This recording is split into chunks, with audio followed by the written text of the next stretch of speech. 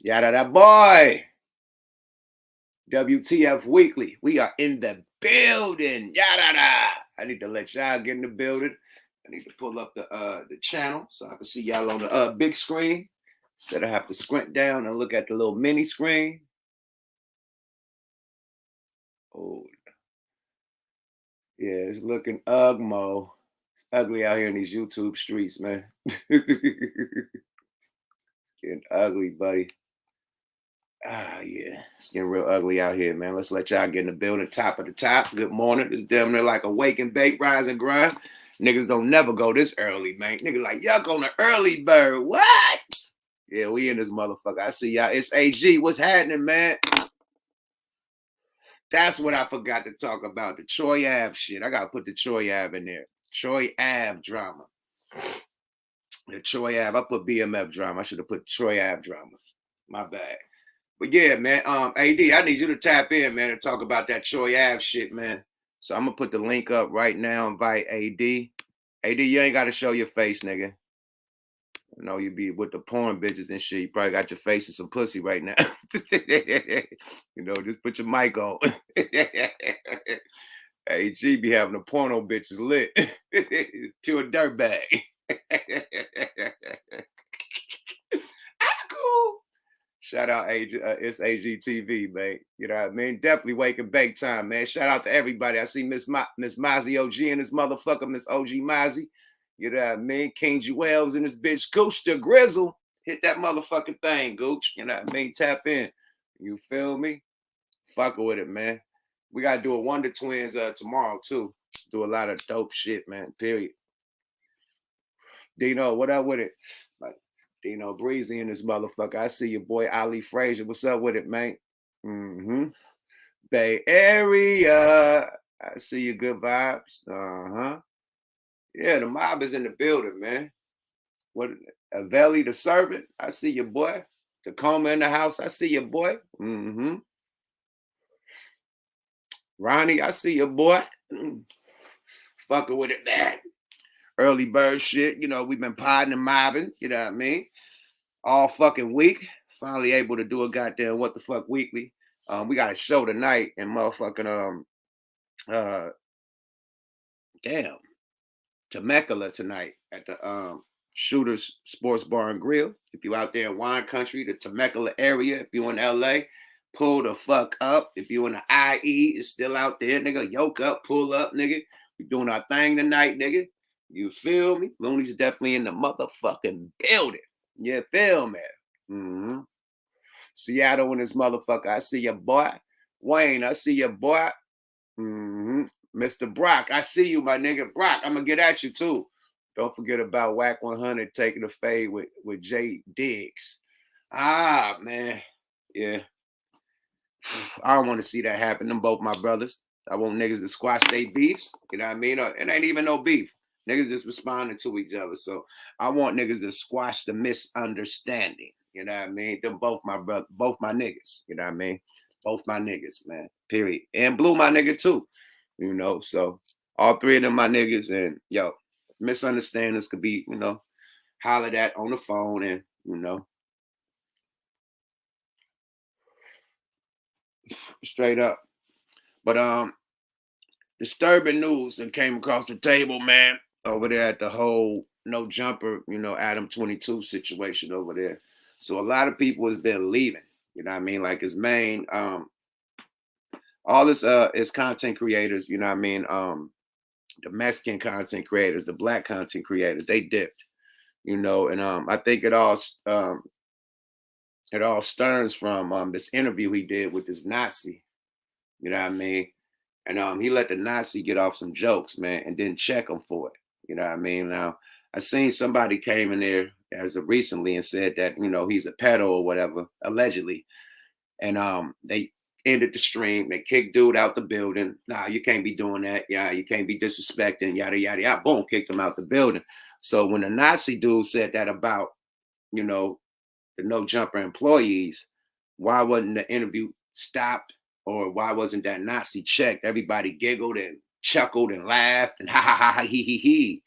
You know, handshakes, hugs, and like you took that like it was the biggest fucking joke since motherfucking Chris Rock said about motherfucking fucking what the nigga name Will Smith and his wife.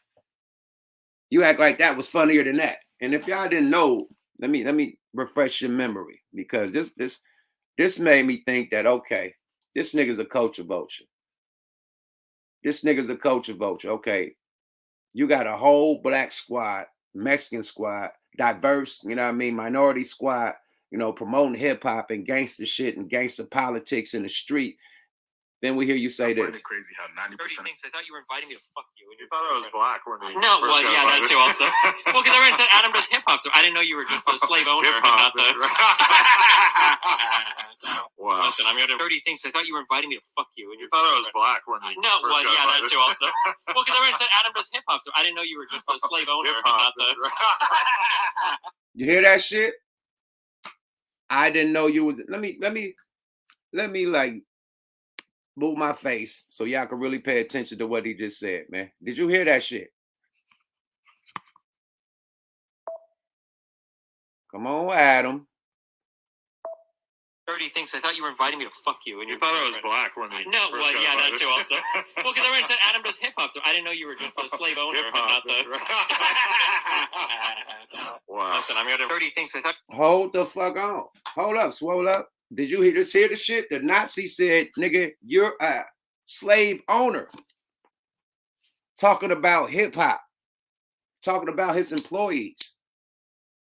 You thought I was black. No, you do hip hop.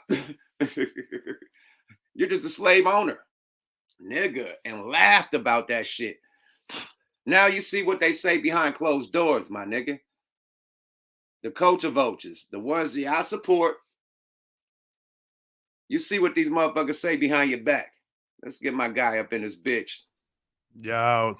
It's AG, man. What's happening, my guy? Yo, what's good, man? It's been a minute. Yeah. You know how we do this, man. You my inside reporter, man. Your ass be going to the court, everything, man. Let's bust down the Troy Ave situation, man. I seen what's the name? Rose, what's his name? Outside the courtroom? That's Manolo Rose. Manolo Rose, right. He was very upset. And then you had Trife Gangster, them getting into it. You caught that little, you know what I mean, argument. But what's going down actually? Did Taxstone testify yet? No, actually, Taxstone, where we left off on Thursday, Taxstone did not. It chose his right to gave up his right to testify. So he won't be we won't be hearing from Tax himself in this trial. Oh shit. And okay. Go ahead. I'm sorry. No. Go ahead. Continue. I was gonna ask you, like, okay, so with him not testifying, does that like put him more with Troy's testimony? Wait, say that last part again? I didn't hear you. I said, does that fuck Tax up for not testifying? I can't call that. You know, sometimes in these situations, it's probably best for you to not talk. You know, that's your lawyer is gonna obviously will advise you best. So I'm not sure. You know, because again, if he takes us in and the DA cross-examines him, you never know. Yeah, right. That's the whole thing. That cross-examination. That's gonna fuck him all the way over, man. Period. So with everybody saying that Troy Ave is a snitch, he was out of pocket for even testifying. Now you know the situation. I think he got offered a year to testify, and he was facing 15 to 20. Can you break that down? Right. So now, mind you, he was caught with 3 guns in the stash back of his van. Now, one of the guns was the murder weapon that he took from that Troy took from Tax. He's taken on all those charges, and he was looking at, I want to say, around 15 to 25, a crazy amount of years. So he struck a deal, I believe, I want to say February 2017. So what happened was he struck that deal, and my bad, I just got get distracted. So where was that at? He struck the deal in 2017, you say? Yeah, was it around April? Yeah, he signed it, I believe, April of 2017. And he been took that deal. Yeah, he been took that deal. So now it's time for him to testify. No, he already testified Monday. Yeah, he testified Monday for the whole day. Right, but from him doing the deal in 2017, it was time for him to testify on Monday for that deal that he took. Right. In exchange for his cooperation, the DA is going to recommend in Troy Ave's case, the DA is going to recommend 1 year. Oh, shit. Give me 1 second, Yuck. I'll be back. Give me. All right, what's up? So y'all get the situation. Let me put Brock in this motherfucker. Brock, what's happening, boy? Salute, what's good, young man? I got you in this bitch, man. What's happening, man? Okay, so a lot of people are saying that Troy Ave is a snitch. What do you think about in the situation where you was in the plaza? You know what I mean? There was some drama happening. You know what I mean? Your man get killed. You get shot 2 times. You still end up wrestling the gun out of nigga hand. You whatever, retreat and get up out of there busting. You know what I mean? And y'all get arrested. You get offered. You're facing 15 to 25 years. They tell you if you testify about what happened to you and your homie that night, we'll just offer you a year. What are you gonna do in this situation? And the niggas just killed your homeboy. I think you gotta be truthful, yo. Because you lost a person. Not only that, but you got shot too. You was lucky enough in self-defense to save your own life. So why, do 25 years for something that really you tried to avoid, but you had no choice but to react to?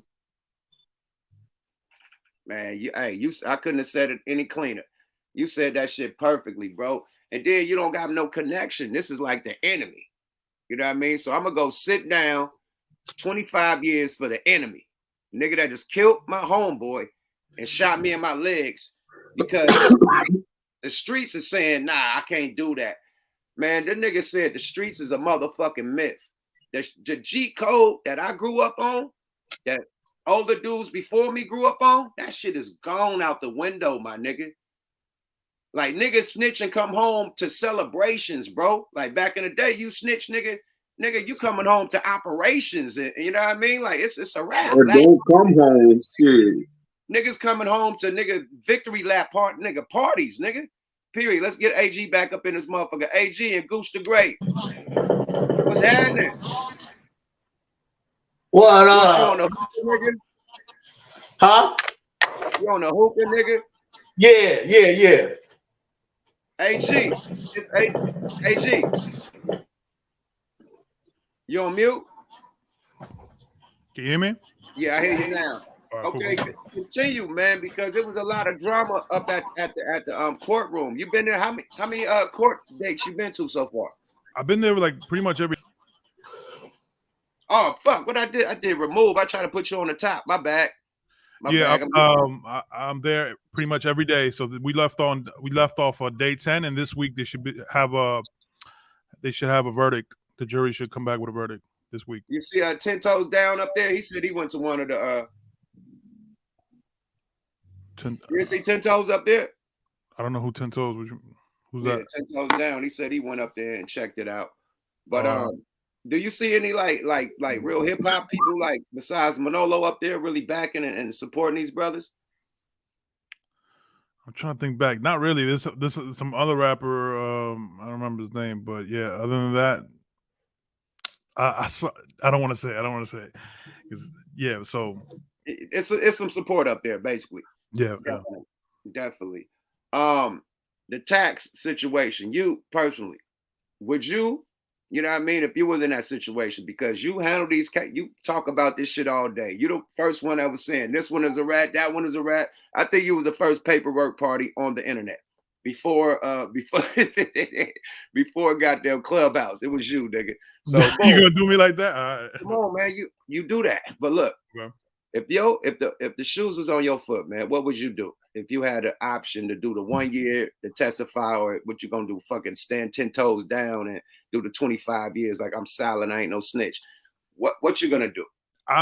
That's a tough one because I don't think will ever be in that situation. I said, put yourself in the situation. We all would never. I just said like you was in the situation. What would you do? Well, me being a citizen, I think I'd take the stand if I was, yeah, straight up. Right. Me being a street nigga, I'm gonna take the stand. I say it right now. I say it right now, especially if you killed my nigga and you shot me, nigga, and I'm facing 25, like I killed somebody. Oh hell no, man. No. I'm on the stand, my nigga. Period. Sorry about that. They could be mad at me all they want. Exactly. And the way I grew up, I mean, what a snitch is let's say you and me do a crime, and then later on I tell the police me and you did such and such. Then it's like, okay, then I'm the snitch. But if I'm walking down the street and I get jumped or I get robbed or whatever, then I'm a concerned citizen. But other than that, you know, that's what Nigga, it is. my homie got killed and I got shot. All bets is off the table, my nigga. Period. Like, no, nigga, you killed my homie, nigga. You gotta rot in jail for this. And if I have to testify to make your bitch ass rot in jail for this, fuck it. Period. Nigga, you killed my homie and you shot me, nigga. Fuck you, and fuck what anybody think. Yeah.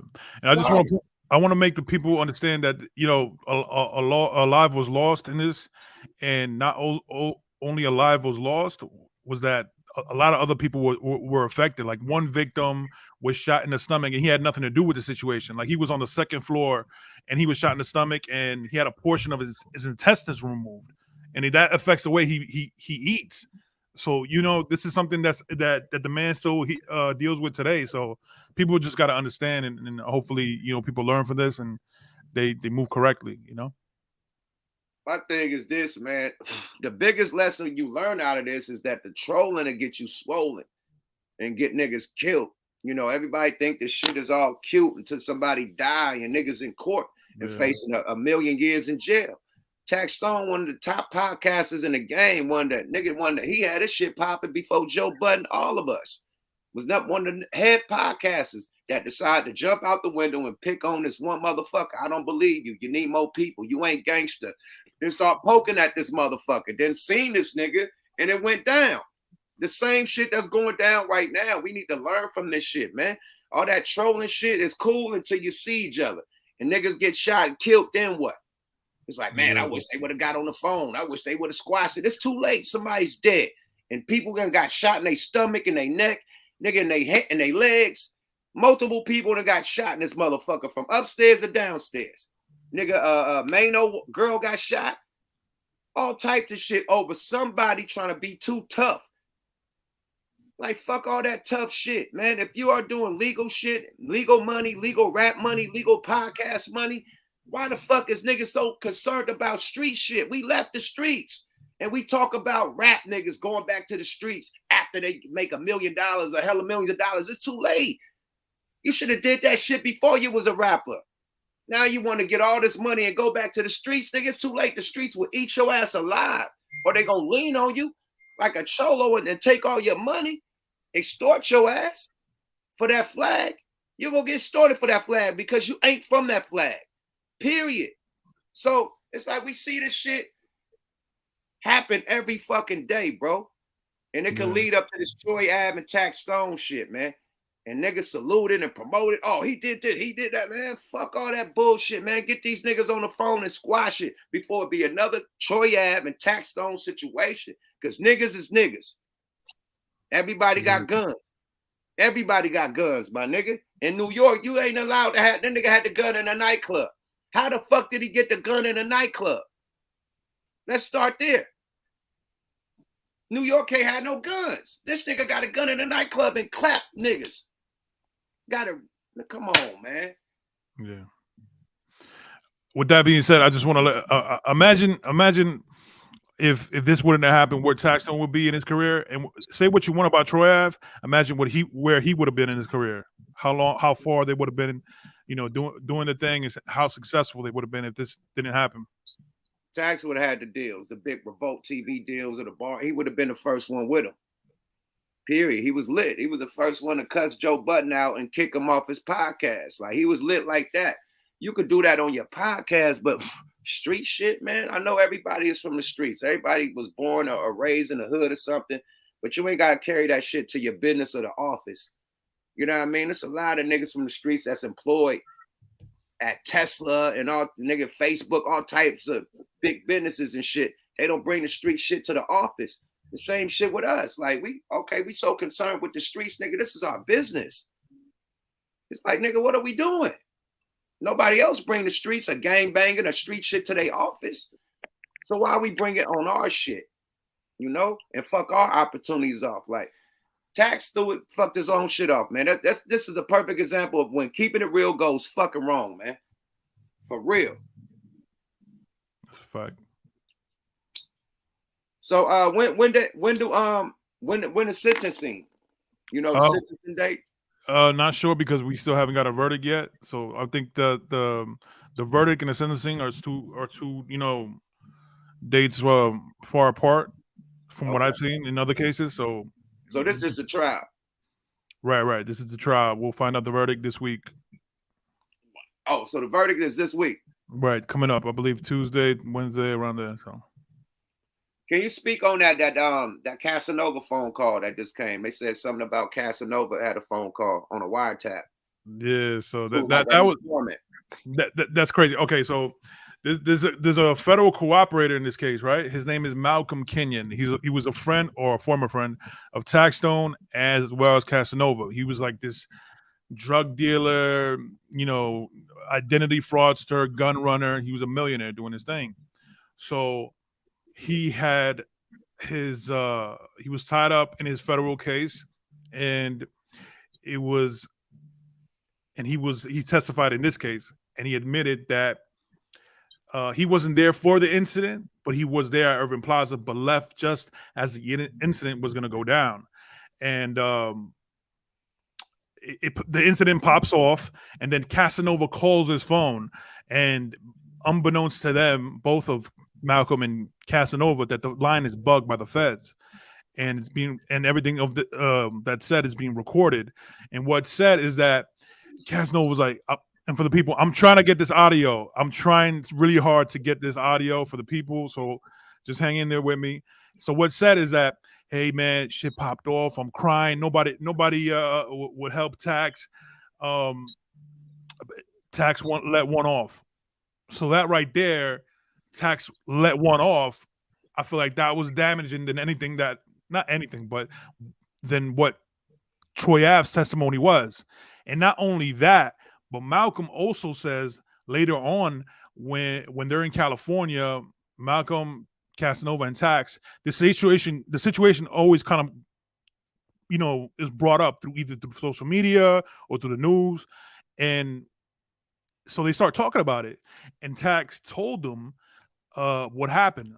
In what the words he said, oh, he hit me, so I had to hit him. Like he gesturing like a gun sign, like a gun symbol. He hit me, so I hit him. And that's what he said on the stand. So I feel like Malcolm Kenyon's testimony was more damaging than Troy Ave's, because it's like after Malcolm testified, I'm like, why is Troy Ave testifying again? But yeah, this shit is crazy, bro. This shit is crazy. And then the whole shit is like the OJ trial. You know, when the OJ trial happened, everybody was tuned in and shit. And it's a rapper versus a podcaster, man. Right. Pay attention to that. A rapper versus a podcaster, and somebody got killed. So y'all be cool on these YouTube streets. Everybody going wild on each other. Hey, you SMD and all that. Check this out. All you niggas out there, nigga, I was raised, nigga. My cousin checked me. And we used to be hustling and shit, calling each other the B word. Hey, you B-ass nigga, you bitch. I got money, bitch. And my nigga like, y'all calling each other bitches? Nigga, what type of shit? Nigga, I kill a nigga kind of call me a bitch. Nigga, we cut that shit off instantly. Stop calling each other a bitch. You know what I mean? It's the shit that niggas do. How niggas just disrespect each other and don't have no code no more. It's like niggas call each other bitches right now. Niggas is disrespecting the shit out of each other. There's no morals. There's no code. Period. And then you call the wrong nigga a bitch, it's gonna go there. Some niggas ain't raised like that. You know what I mean? Certain shit you can't do, bro. Period. And man, you could just do this shit all day on the internet, bro. You could disrespect people's children, you know what I mean? They girls, you know what I mean? They family and all that shit. If niggas is beefing, keep it on you and the individual. There's no need to, you know, bring other people in it, especially niggas, races, religions, and all that other shit that niggas do. You know, so this YouTube shit is ugly.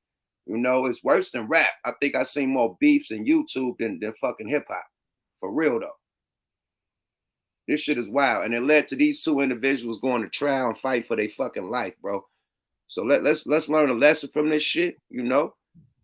And yeah, man. One more question before you get up out of here, though, man. Manolo Rose, man. He was mad as fuck. He lying, son. He up there lying, B. Yo, you did the theatrics. Don't know how you can even do that, son. Yo, you fucking lying. Yeah. What's up with Manolo, man? Like what? I don't know. I mean, the only thing I said, I don't know what he meant, honestly. It's just like he's lying. I wish he would have dug deeper. I'll talk to Manolo again. Manolo is a gentleman. Every time I talk to him, he lets, you know, he's free to any questions. So I don't know. Hopefully after this trial wraps up, Manolo will grant me another interview. He told you, yo, keep that shit running, son. Yo, keep it going, son. I told you, man. What's up with that man? That boy got a biggie eye. His eye is crazy. That one eye be going somewhere. I don't know, but that eye was going crazy and his mouth was going quick. Yo, son, he lying. Keep that shit rolling, son. Don't cut it off. Don't cut it off, son. Yo, he lying. That's The that nigga New York eye talk. was lying. His eye was just lying on the side, and his other eye was straight. So Yeah. I'm fucking with you. Those are jokes to get a little laugh out of, but he was serious. So Manolo fuck with Tax Heavy. More the story. Yeah. They from the same hood? I'm not sure. I can't confirm though. You got the greatest impressions down though. You do Kodak Black, you do Tekashi, you do who else you do, man? Oh, come on, man. Yeah, I try to be a little funny in this motherfucker, man. You know what I mean? But hey, man, on another note, man, let's get Goose the Great up in this motherfucker. What you guys say about the whole shit, Goose? Because you from a real cloth, you from the era, you know what I mean, where stitches get stitches and all that shit. So how you feel about it, bro?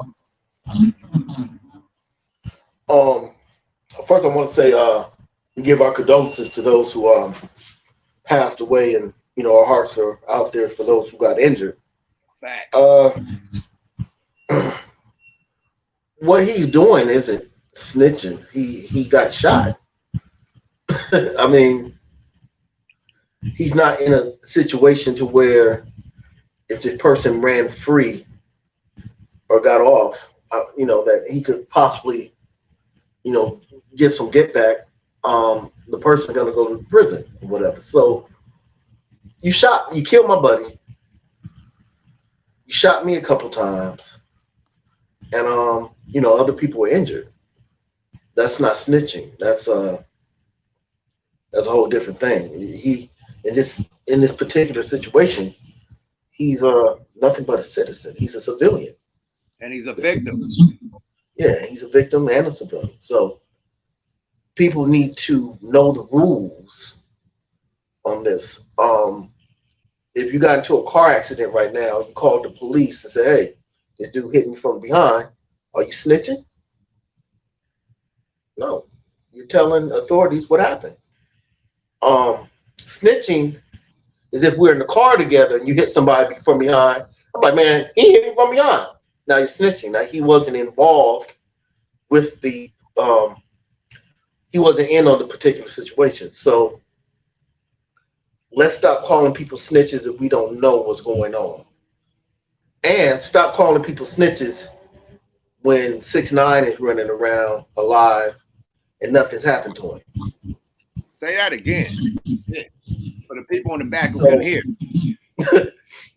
Let's stop calling people snitches and acting tough if 6ix9ine still running around, and if my man that killed the young boy with the Skittles is still running around.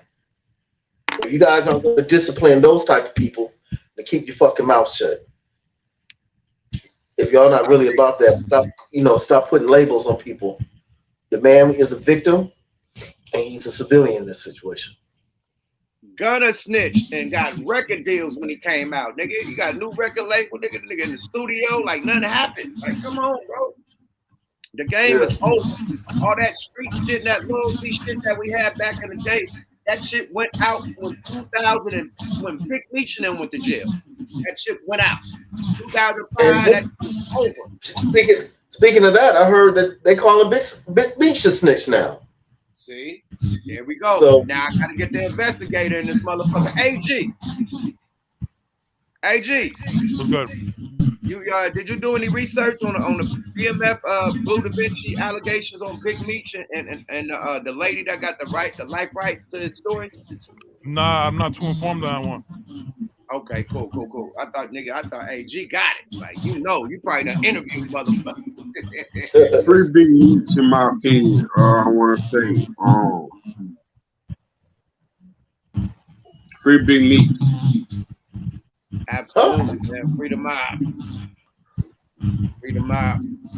That I don't know. I don't know the particulars on that. I can't really touch on that. That's something Blue Da Vinci got to get up here and speak on, or J-Bo, or somebody in the mob. I'm definitely not in the mob, so I ain't seen no paperwork. So until I see some work, I really can't speak on. I really likewise. Straight up, I want to see some work. Fuck the word of mouth. I want to see some work, or I want to have a real nigga from BMF here vouching for that. Other than that, we outsiders looking in, man. Straight up. But I don't like the messiness that's going on. Let me ask you a question. Did you see where Wack is saying that Jay Diggs is married to a man? Oh yeah. That's wild. Wack coming with the entertainment. That's wild, my nigga. Jay Diggs ain't got. Are you serious? That's crazy. I was gonna call you. Hey, see this shit? Entertainment, man. Jay Diggs is a player out here in these streets, man. Hey, Yuck. Yeah. Yo, who's Yeah, that? man. It's unfortunate, man. Who's the female co-host that you was on with the other night? Oh, Lady Divinity. Oh, there you go. All right. I like her. She cool. Oh yeah, man. He's trying to go. Yeah. That's a dirtbag. He about to get in her DM right now. What's her name? Lady Divinity, you said? Yes, Lady Divinity. Go follow her right now. I got you. Yeah, she dope, man. Just redoing Smoke a Lot Radio. You know what I mean? My other co-hosts, they busy. You know what I mean? They doing hella shit. I just gotta keep this shit going. Period. Like I'm mad that when we was at Be Real TV, I stopped. We was popping like right when Combat Jack and Tax Stone was popping. 2014, 2015, 2016. Like 2016 is when we dipped. And that's when everybody started getting these podcast deals. That's when Everyday Struggle came out. That's when the Revolt TV did the deal with Nori and shit. So everybody started getting deals the year that we shut down. So I'm not shutting down no more. If niggas take a vacation, fuck it, I'm keeping it going because we miss the podcast rush. When we took a break, everybody started getting signed, and we was one of the first ones to do this shit. So I'm not dropping the ball no more. So if niggas taking a vacation, I'm keeping it lit. Straight up. I feel you, bro. Shout out to Lady of Divinity. I like it. Shout out to that Black Queen. Okay, so boom. Let's get back into some shit about this racial shit, man. I seen China Mac saying some crazy shit. And I seen motherfucking ADAM22 say some crazy shit, man. How you feel about the whole no jumper situation with everybody leaving? You know what I mean? They didn't get fired, they left. You know what I mean? Shout out Compton AD, a real one of my niggas. I don't know T-Rail. I think I know Smack. I don't know the Mexican fella, but they all dipped. You know what I mean? They all dipped. They felt the Nazi shit was out of pocket. I could play that for you again when the nigga called him a slave owner and he just laughed. You know what I mean? Yeah, you can run that back. I like to hear that. I'm not aware of it. Okay, let me get y'all together. This is the real problem. You know what I mean? Everybody acting like it's about, you know what I mean, what Lush going on the Discord, talk about prices. 30 things. I thought you were inviting me to this fuck what you. it's about. I thought it was black when you No, first well, got yeah, that invited. too also. Well, because everyone said Adam does hip hop, so I didn't know you were just a slave owner, Hip-hop. not the. Wow. Listen, I'm here to 30 things. I thought you were inviting me to fuck you. And You thought it was black when you No, first well, got yeah, that invited. too also. Well, because everyone said Adam does hip hop, so I didn't know you were just a slave owner, Hip-hop. not the. You hear that shit? He had a big laugh when he said slave owner. You dig? And this is what the Nazi nigga called Adam's employees. You know what I mean? Slaves, basically. So whatchamacallit wasn't feeling that.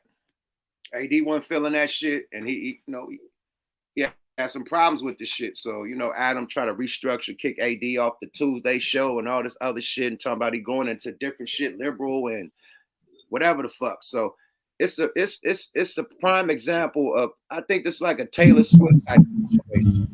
You know what I mean? Like where mother, not Taylor Swift, but what's the other chick? The other chick that was acting like she was black and then went straight back to the white people. It's one of those situations. You can build the hip hop game, build the black culture, build the gang banging game, build the street game. You know what I mean? And then, as soon as the shit dry up, now you want to switch. Oh, I'm a liberal. I want to interview Nazis. I want to interview trannies and all this extra shit. You know what I mean? And go back. I'm a skateboarder now. You know what I mean? Let's interview skateboarders and shit. Now you want to go back to what you really want to do, but you use the black culture, hip hop culture, you know what I mean, to get this audience, to get this, to get the wave, to get, millions of dollars. You know what I mean? Hella millions of dollars off the pain of black gangbangers and black rappers and shit. And then let a motherfucking Nazi get on there and call you a slave owner. You laugh at the shit. That's not cool, my nigga. That's a smack in hip hop face, a smack in black culture face, because that's what you do. You ain't talking about white culture. You ain't talking about bicycling and BMXing and, you know what I mean, and skateboarding and snow sledding and shit and all that. Now that you got an audience, you could make a different show. But before that, you was on the pain of black people, black hip hop artists, what they going through, they drama, they beefs. You know what I mean? Not the good parts, the bad parts of hip hop. You know what I mean? And made a career off that shit for years. And then, come on, man. And then, I want to say you black-faced because you was just there, doing you as a white man. And then you start hearing the complaints about you a culture vulture. So what you do? You want to hire all these minorities over there, right? So now these minorities is there holding you down, thinking they loyal to you. You got love for them. AD, he putting his life on the line, putting his freedom on the line. Every time somebody came up there, he had to, stand on 10 toes on some mob shit, on some block street shit. This is his job. He shouldn't have to go to no street shit at his job. But he had to go to the street shit a few times, more than a dozen times, you know what I mean, fucking with that building and fucking with that company because of shit that Adam did. He had to go up there and protect and stand up and make sure nothing happened to Adam or anybody at that motherfucking no jumper platform, period. You know what I mean? So I think more respect and more love should have been shown to AD. He act like AD was a nigga he just met yesterday. Well, we wasn't had a vibe no more, and I thought that no, nigga. This man defended you, man. When the Mexicans came up there, American Cholo, when them niggas came up there 100 deep, and Adam handled the shit from the phone and had Compton AD and the little Mexican homie up there to face all of that. That was some coward shit, but you could have got them fucked up. Both of them, the Mexican homie and AD. It was 100 Mexican gangbangers in there ready to fuck no jump a whole studio up, looking for Adam. The nigga told him, Adam, you lucky you not here, man. Because we really want to talk to you. We here for you. And AD had to come up there and have that interview. You know what I mean? So at the end of the day, bro, the niggas done put their life, nigga, they put themselves in danger, nigga. These gangbang street politics, you'll get gooch, These gangbang street politics, especially when it comes to them essays, you could get fucked over, right? Yeah, you know what? The crazy thing is this: Adam now will probably score a big deal. That's what's crazy about it. Because now that the higher ups are gonna say, okay, well, he back. Let's reward him with a bigger deal. It's a fucked up situation. But here's the thing: we can only blame ourselves because we don't support our own. They're quick to run to certain people and build their numbers up, but when their own people have something on YouTube, they don't support it. They'll go up to Adam and other podcasts for free, but then they'll ask They're on for money. And his numbers aren't going to drop. His numbers probably get bigger or stay the same. And then higher ups are going to see that and see what he said and how he laughed in certain situations, and he'll get a bigger deal. We can only blame ourselves, you know. And it's fucked up, dog. And he hasn't apologized for it. If he knows it affected certain people, if he knows that it hurt certain people's feelings, he should at least be man enough to apologize. Let's hear what. Let's hear. What?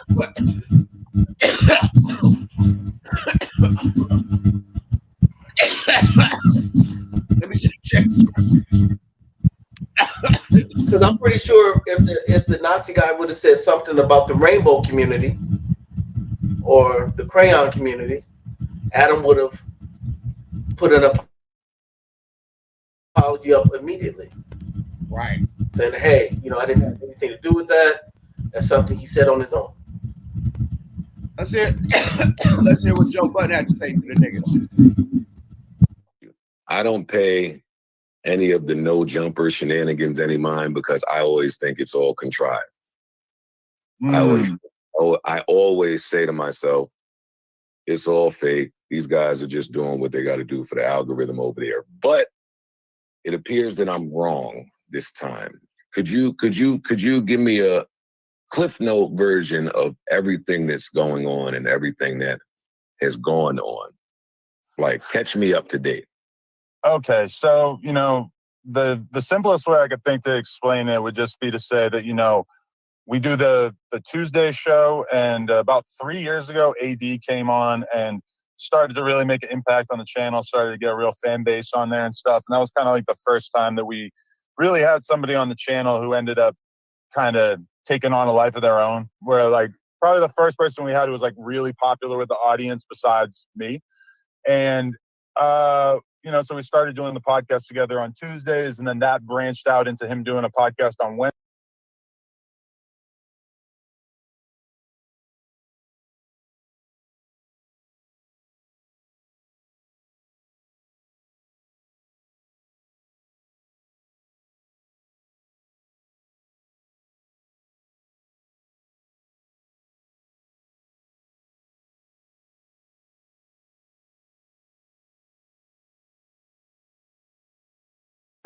As well as like appearing on the news and just doing all kinds of different stuff for us. And, you know, I've been thinking for a couple months. So AD came in and was a star for the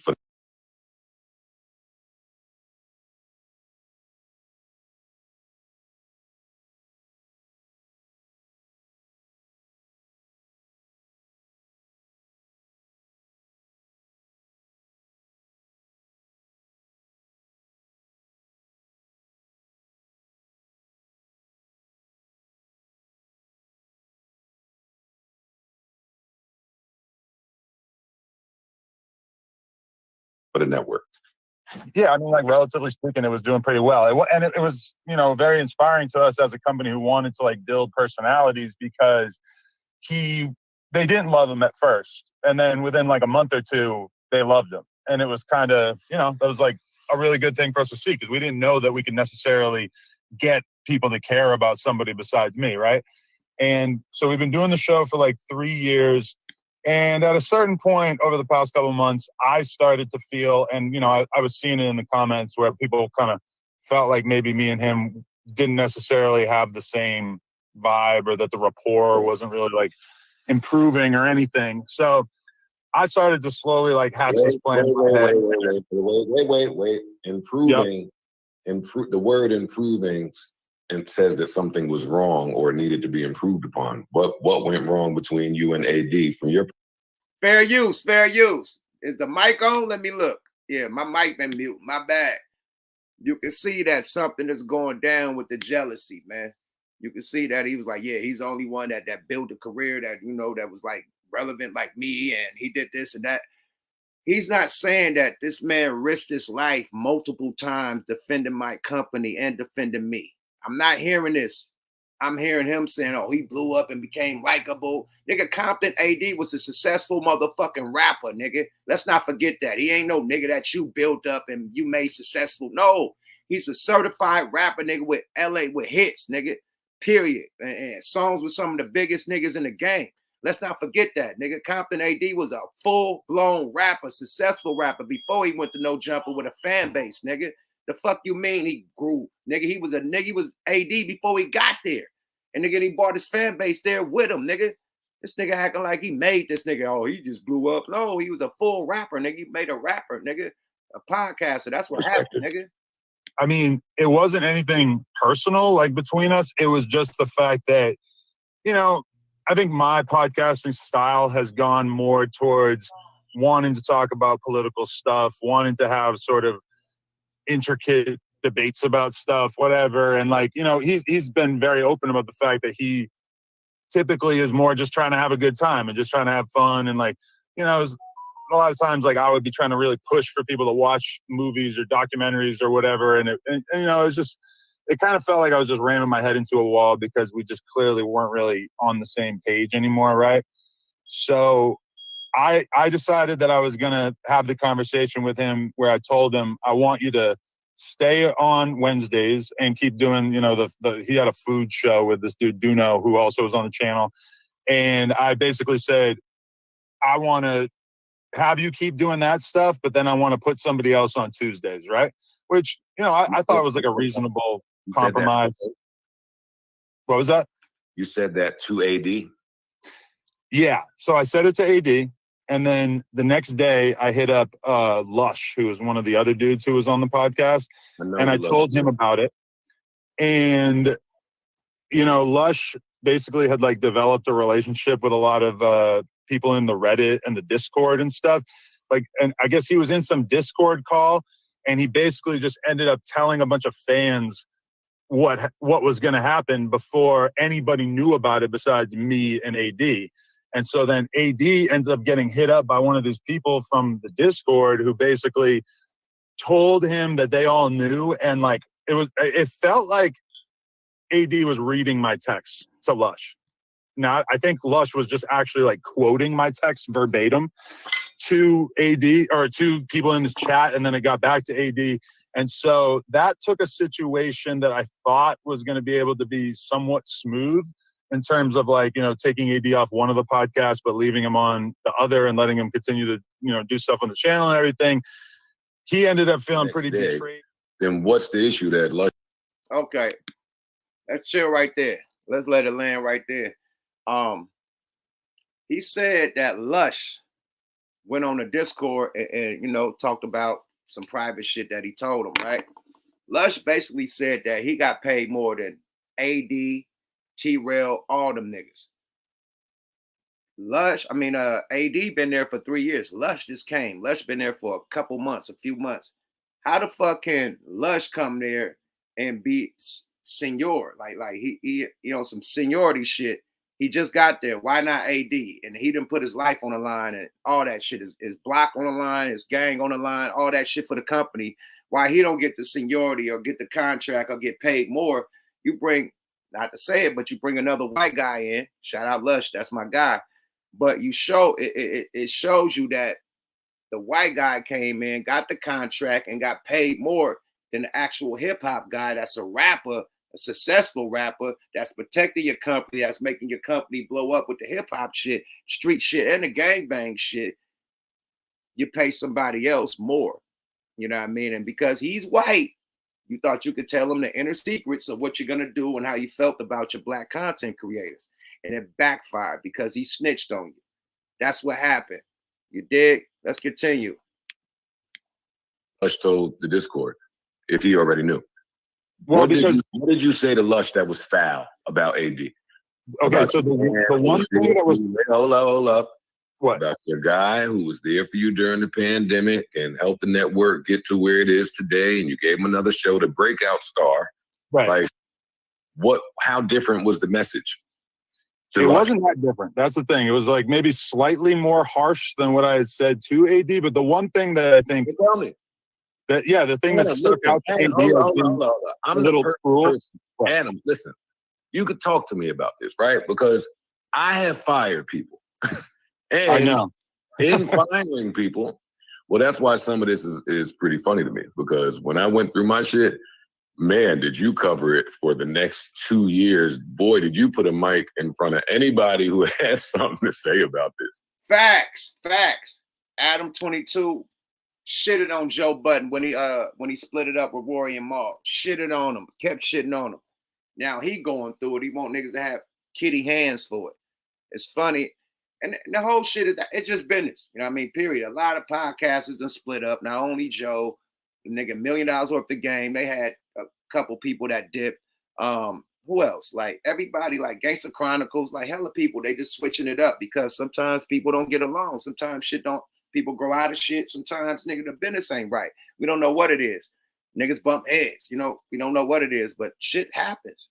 But you don't have to rub it in the motherfucker face. So when the motherfucking rabbit got the gun, it don't feel too good, Adam, right? Talking all that shit about Joe people. Now look at you. But in when all that was happening, there was times I spoke to Rory about Maul and Maul about Rory. Right.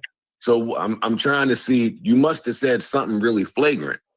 Well, because after this came up, I sent AD my entire conversation with Lush so that he could see every single thing I had ever said to him. And I think the one thing that he was annoyed by, that he felt was disrespectful, is I said something about AD not being on the show meant that I wouldn't have to listen to the same 4 jokes over and over.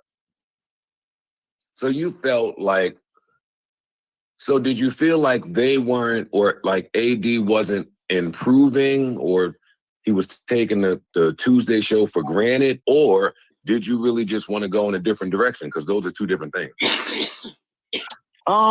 You know, I don't want to say he wasn't improving because, okay, all at the same time as this is going on, AD for like the last year or two, as well as T-Rel, who was on the show for like the last few weeks before this and who's been on the Wednesday show forever, they started their own platforms, right? Like their own YouTube channels, community, and back on Fig, right? Not signed to No Jumper or not through No Jumper. Why? Because I think like I didn't know that anybody who was on the No Jumper platform, like I hadn't anticipated that I would need to have people in contracts making them exclusive or whatever. In fact, I encouraged AD to start streaming in the first place. And, you know, I kind of thought that he was going to do more like gaming stuff or, you know, I think I used academics as an example when he first was going to start streaming. I'm like, you should just talk about like hip hop shit, but, you know, of your perspective.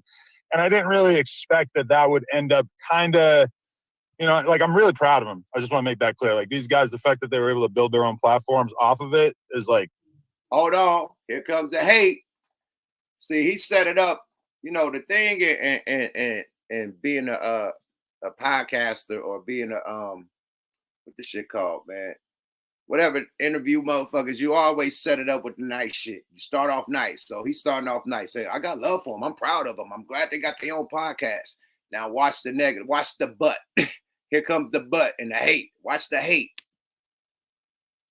Amazing to me. And like, I'm very proud of them and I'm proud of the fact that we had any involvement in it. But yeah, I mean, I didn't really anticipate all this shit that would happen in terms of us kind of. Hold on, let's get Milk on the stream, man. Let's get Milk, man. Milk, I fuck with you too. I was gonna play some of your shit too. I already got you uploaded, my nigga. So it's good. I'm gonna put the link up for Milk. It's Milk. Let's get Milk on this motherfucker because he really know the whole shit about Gilligan. Gilligan 22, man. Milk in this motherfucker. Let's get Milk on this motherfucker. But let's continue, man. A lot of hatred coming from that. A lot of heat coming from that side of the couch, nigga. Yada. Kind of feeling like we were competing. And I heard Ak and AD talking yesterday, and AD even said that when they announced their live shows, because they have some upcoming live shows, and it's like literally in the same venue as the No Jumper live show that we did around a year ago. And AD even admitted that like when they announced those live shows that he kind of expected that at some point this was going to become an issue, just because for us as a business, to have them kind of doing like all the same things that we're doing, I think that there was probably a shelf life on that. That doesn't make sense. It don't. Hi, my name is Alexa, and I would like to give you a few reasons why you should consider dating a young. Shut your bitch ass up. Okay, we got enough of that, man. We gotta know. We get the point. We get the picture. I'm gonna put up milk shit. Yeah, Milk went in on him. Let me see. China Mac. This is the China Mac situation though, but we talking about Adam right now, man. How y'all feel about the situation, man? I want to put Duno up right quick. Hold on. Let me get this. Duno talks about why he left. You know, let's get Duno up here. And he talks some real shit too.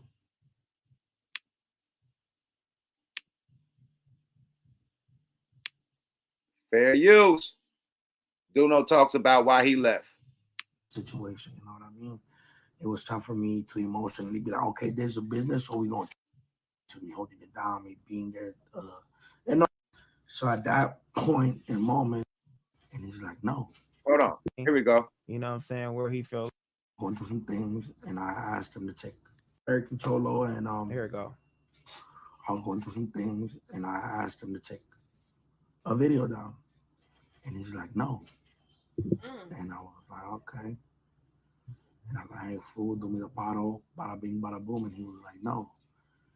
And I don't gotta explain too much about what was going on, but you know what I mean? It was just like, hey, fool, like I'm asking you for a favor, and why you're not doing me that favor? He's like, it's content, no. And I was like, okay. So at that point and moment, I understood it was a business, and all my other feelings went slowly out the door when it came to me holding it down, me being there.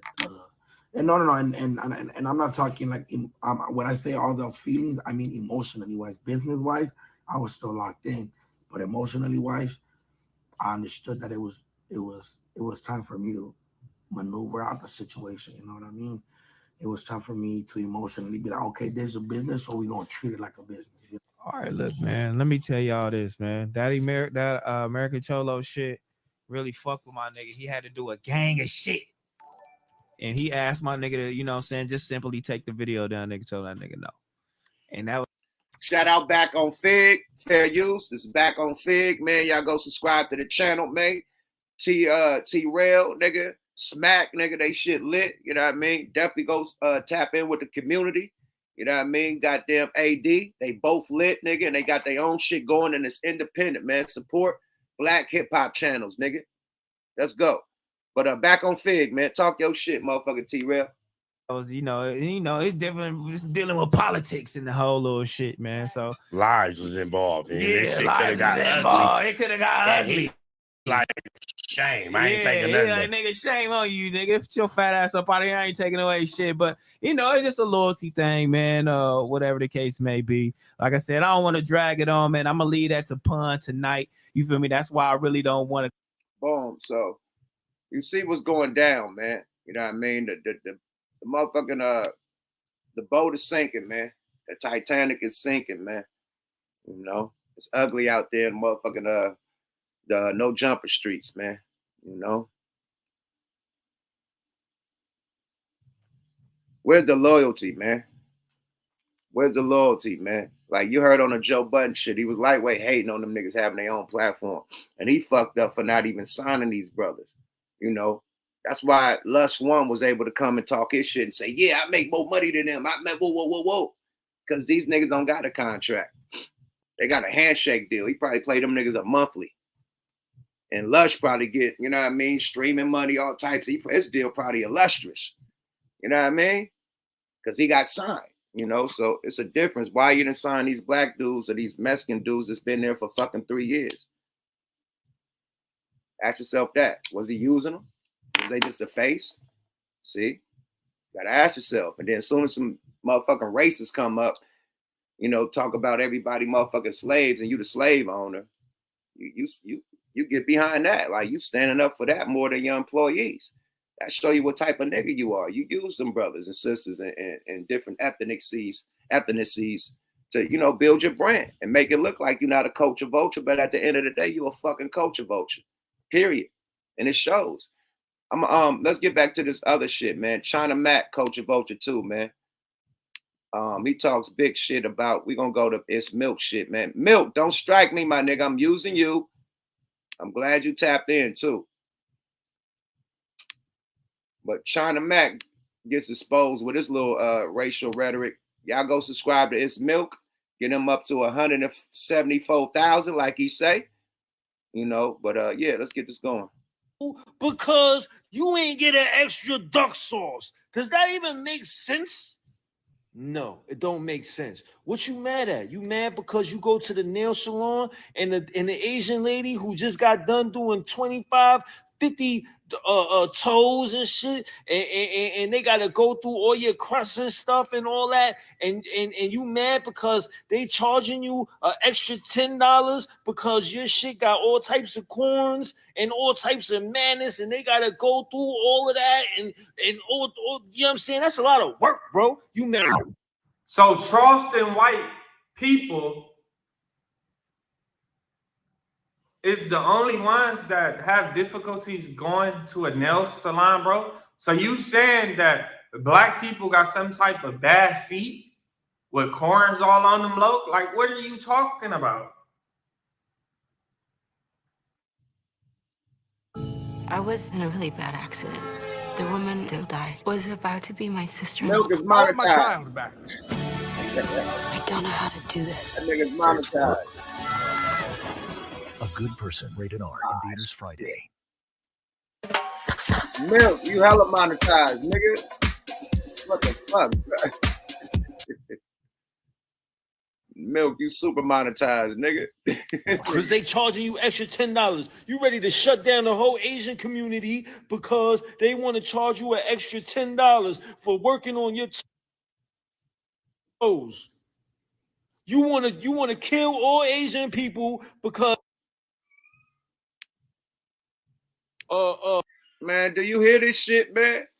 Like, at the end of the day, man, Charleston White had a problem with this man. Now, Charleston White went hard on the whole Asian community, right? China Mac claims that he down with the brothers. You know, he went to jail. He was locked up with the brothers and all this shit. Look what it took for him to start going bad on the brothers that he claimed he was locked up with, that he got love for, that he's down with the hip-hop community and all this shit. Look what he had to say about us. Here's what they think about you. Remember that shit on Ice Cube? You know what I mean? America's Most Wanted. You know what I mean? Here's what they think about you. No, I think it was NWA when they're talking about Ice Cube. And when they're calling him Benedict Arnold. Here's what they think about you. This is here's what they think about you, my nigga. And he's letting it be known. Hey, well, y'all said it off right before he talked about it. in a nail salon. But you not mad at the people that is motherfucking that's doing worse to y'all. So what I'm getting out of this is he's trying to make it, well, he's trying to say, like, how you gonna be mad at us for doing what we do to y'all when the white people did this to y'all? Two wrongs don't make a right. So because they did something wrong to black people, that make it okay for other people to do stuff to black people, bro? Like, what are you saying? No, this is his true feelings coming out, man. Like, this is exactly how he was raised. Milk, I just sent the link, nigga, but say that again. This is true feelings coming out. This is how he really feel, my nigga. You see it in his eyes. Look how serious he look. Look at he's really, yes, he coming from that side of the couch. He mean what the fuck he say. He's not joking around.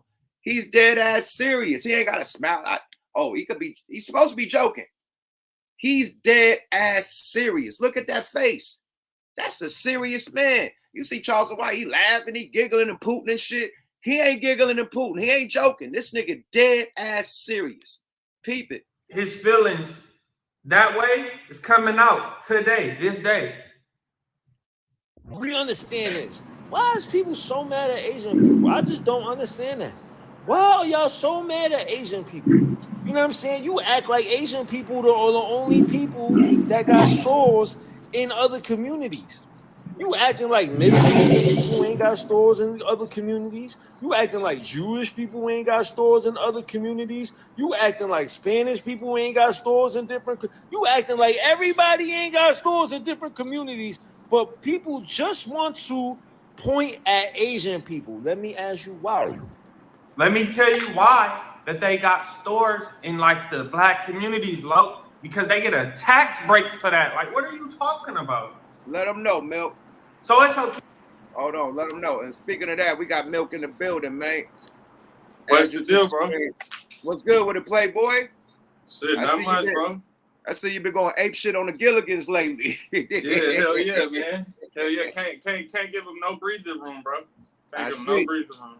Thanks for coming on the platform too. And first off, bro, I'm gonna let you know I never had no problem with you. You know what I mean? Even when we had our little ooh-wop, never had no problem with you. That's why I pulled up your footage today. I was gonna say, man, shout out Milk, man. He doing God's work right now. You know what I mean? He doing his thing, man. So salute to you on your platform, man. You keeping it a buck. Yeah, hell yeah. Salute to you, bro. You a West Coast legend to me. I grew up listening. I got 5 on it. Off top. You got 5 on it now. You stay smoking that good. Yeah, hell yeah. But I grew up though, so I don't gotta put 5. I ain't gotta piece up with nobody. Yeah, niggas got bands now. But look, so you went crazy. Let's get back to the ADAM22 situation, because I seen you jump on that situation too about the pedo situation. Yeah. Like, why don't you break that down, man? Because you really got like the knowledge on that. I really don't know too much about that. Well, this grown man, he okay, how would I say? So he got accusations from having sexual relations with a 16-year-old girl. The girl ain't from America. She was from Canada. He met this girl like on a some type of like dating app or some shit like Facebook or whatever the case was. So he ended up going out there and linking up with her, bro. He flew to Canada, bro. When all this shit came out, when he got an Atlantic deal, he got a deal with Atlantic to find rappers to sign. When that happened, I guess I don't know what happened, but like the allegations resurfaced. So he did a blog post where he admitted it. Yeah, he admitted it. He got pictures with this girl, bro, and she looked like a kid. Yeah, he ain't no good, bro. I seen you post something with the nigga Lil Pump. Lil Pump going bad on the nigga. Yeah, I've been trying to tell people this for like 24 months, bro. Why was that grown ass man on tour with a 16-year-old, a 15-year-old? And this was after the allegations came out that you was touching on a 16-year-old girl. So why would you even go like put yourself in that position? But he was on tour with a little boy, bro. And people was telling me, well, why you hating? Because he was on tour with Lil Pump. He's supposed to be getting his money or whatever. Lo, you could be on tour with that guy, but that don't mean y'all got to be in the same van, staying in the same hotel rooms. If you're around Lil Pump, 15, 16 years old, that means it's 15 and 16-year-old girls around. Then he around them getting high, doing narcotics, liquor, and he vlogged all this. Like, all this shit is vlogged, bro. Wow, my nigga. So it's documented.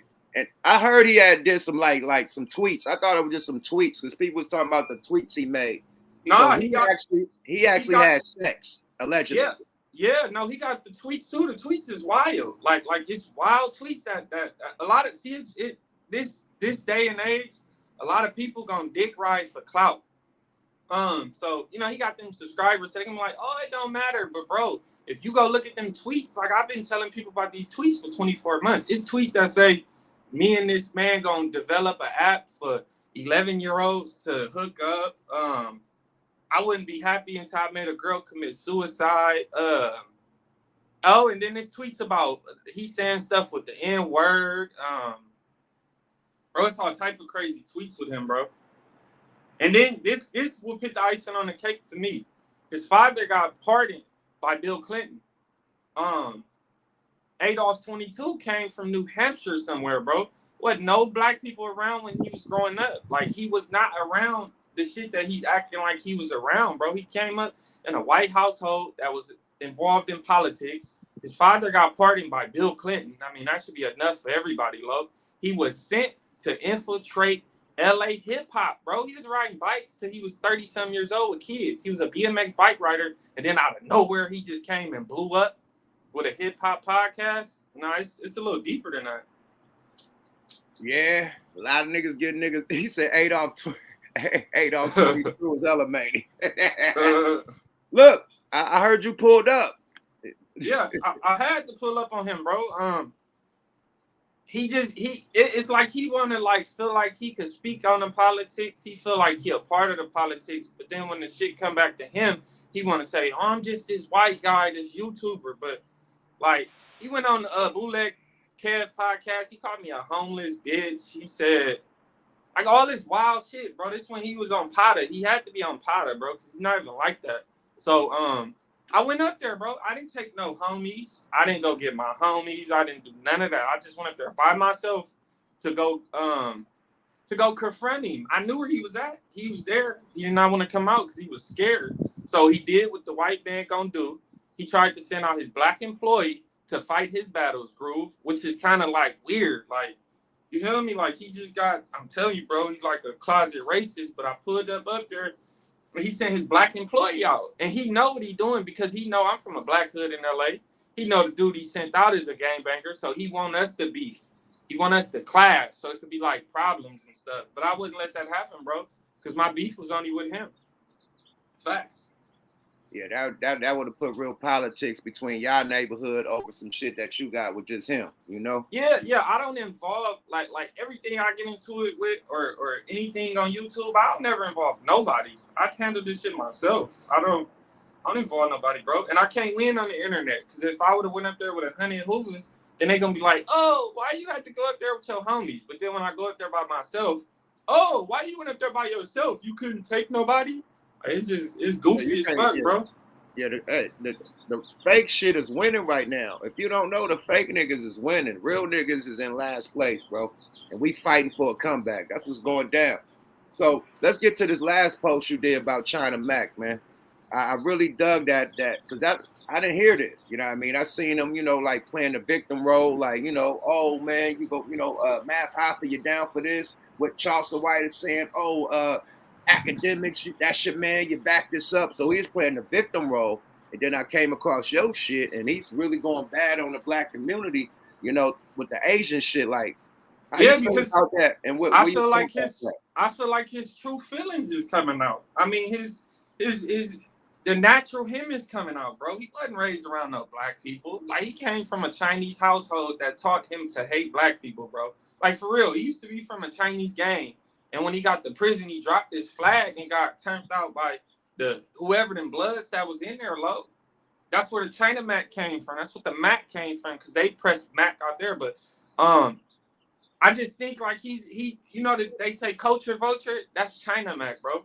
Right. Because one minute he act like he just like he black or he just fuck with the black people, but then the next minute he always on like some crying ass shit about Asians. But if you really was like tuned in with the black people, then you would know what it is with the Asians in LA, bro. Like, he don't understand it. I'm not saying I hate Asians, but I'm just telling him, like, bro, like, you don't walk into the stores and see what they doing. You don't like you don't see every time you walk by an Asian how they look. Like, they do it to me when I'm with my girl.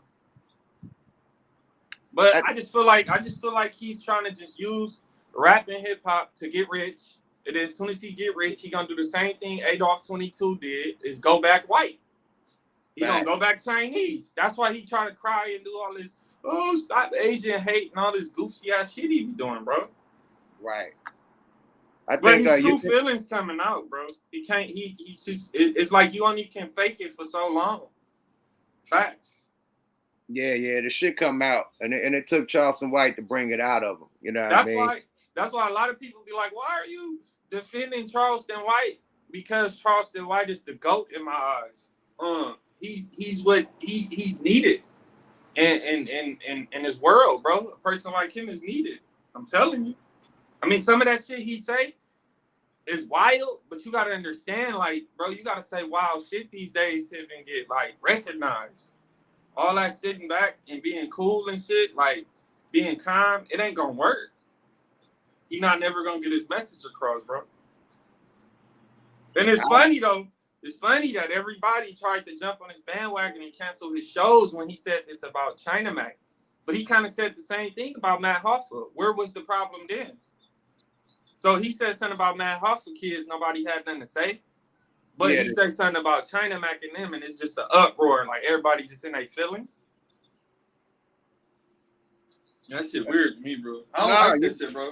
No, you making a good point, bro, because Math Hoffa, he said the shit about math. The show didn't get canceled. Yeah, no, and he said Trying to wild, match.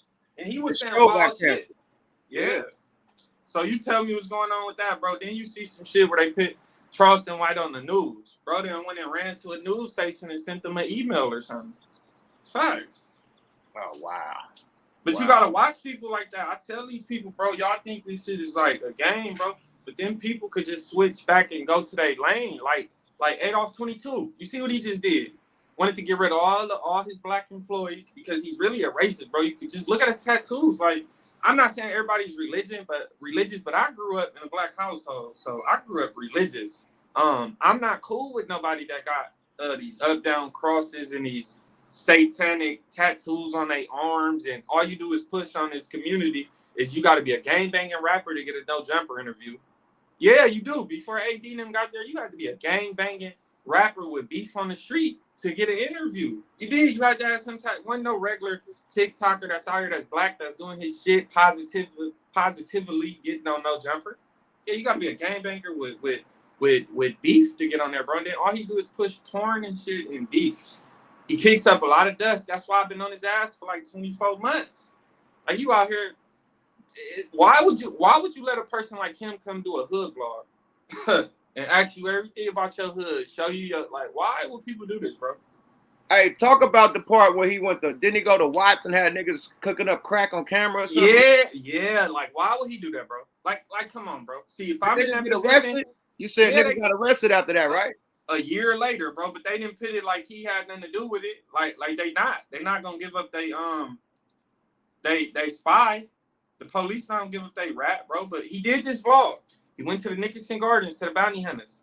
I don't know if he made them do that or they did it or whatever the case was. But if it was a person like me, they wouldn't have never did it. He probably, like, and then he be saying like, oh, people should know better. Like, a lot of people don't know nothing about the media and shit. You're using people. You know what you're doing because you know they don't know. So whatever. He had these people vlog cooking crack on there, bro, which is wild. Like, that's crazy. You got active gang members on a vlog cooking crack for this white guy from New Hampshire who got a white baby mom and a white kid and a white mom and a white daddy and from New Hampshire. Like, but a year later, they get hit with a RICO for drug trafficking, for crack sales. And I ain't had nothing to do with that video. You're a motherfucking lie. So I need to know hood vlogs no more. So look, I'm gonna let them know why you're so passionate about, you know what I mean, people disrespecting the black community. Let them know that you were adopted and raised. Your parents are black, right? Yeah. I was adopted at 7 days old to a black mother. Out the hospital when I was a baby. Like, I didn't even know what was going on. I didn't even know the script. So I was raised with a black family my whole life. My oldest brother, black. My 3 sisters, black. The whole family black, bro. Like, I was raised in South Central LA my whole life, bro. I didn't come to LA when I was 17 in high school and then just pop up on the scene. I've been in this shit my whole life. Like, I mean, that's all I know, kind of, bro. For sure. So that's why he's so passionate, because your family is black, bro. And then I found my birth mother like when I was 20-something years old. But they found me. And my sisters, them, the biological sisters, them is half black. So, like, I don't know. I've been in LA like forever, I'm just letting the people know why you passionate about it, because some people will be like, well, what make you different? Why you that? You're white. And like, no, bro was raised by a black family. He was adopted, bro. Period. All his mom, pops, sister, brother, all of them is black, man. Period. I didn't have daddy, but my mama, my grandma, my aunties, like, I was the only white kid at every party, baby shower. When I was 4 years old, we had the corner of 79th and Fig when LA was like people outside. Like, it's 30 people at the laundry mat. We there every other day because my mama would go over there wash. My grandmother they came from Shreveport. They came from Louisiana, the lady who adopted me, my mother. They came out here in 1965 and they bought a house on 79th and Figueroa. So they've been over there before the shit even cracked off. Off top. So yeah, you got roots, bro. And I did a little research, so I know that you know what I mean, you solid, bro. You definitely solid, bro. So man, thanks for tapping in, bro. You know what I mean? I appreciate you. You want to answer some questions from the people up in here? Yeah, it don't matter, bro. All right, for sure. Y'all got some questions for Milk while you up in this motherfucker?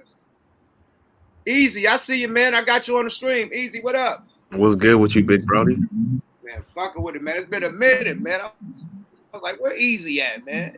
Hey, nah, I be catching your lives, but I think sometimes they be like private, you feel me? And then I be ooving and dooving by the time you drop the link. I'm out to get the bag, trying to keep up with you, yuck. Hey, I got to, man. How you feel Hey, about the dialogue tonight? Yeah, I mean, I always salute you because, bro, you be bringing the discussions that need to be had, but for some reason, all of these gangster killers with bodies, y'all will pull up on an op, but y'all scared to have a conversation. That's what be baffling me. But shout out to Milk 74 because Cass is pushing his line and saying, "Oh, he think he black and he trying to acculturate." But what is China Mac doing? China Mac admitted that he was raised by people that said they hate black people. That's what his culture is, anti-blackness. I never was raised to say, hey, don't hang around Hispanics, don't hang around Asians. He was raised that way, though. But then some of y'all want to push the line on Milk 74, and then let's just take Milk out of it. Where is the brothers, bro? Where is the super gangster black Hoovers, black Bloods, whatever gang denomination? Let's just let that go. Where are the people standing up for black Americans just like China Mac? Nah, that ain't cool, cuz he's saying it's just his culture because he grew up around it. I can't watch a bunch of Chinese martial arts movies and start saying that this is my culture. It would be unacceptable. So what he doing is saying it's unacceptable, bruh. So I'll just land right there. Yeah. I mean, he was from a Chinese gang that didn't have no ties to no black gang. Then he said some weird shit on Vlad that caught my ear. He was like, yeah, we wouldn't sell drugs in our community because we didn't want to turn our Chinese people into junkies. So we just went to everybody else's community. So what other community you really went to in New York, bro? Who? The black community? Like, where did you go sell this shit at?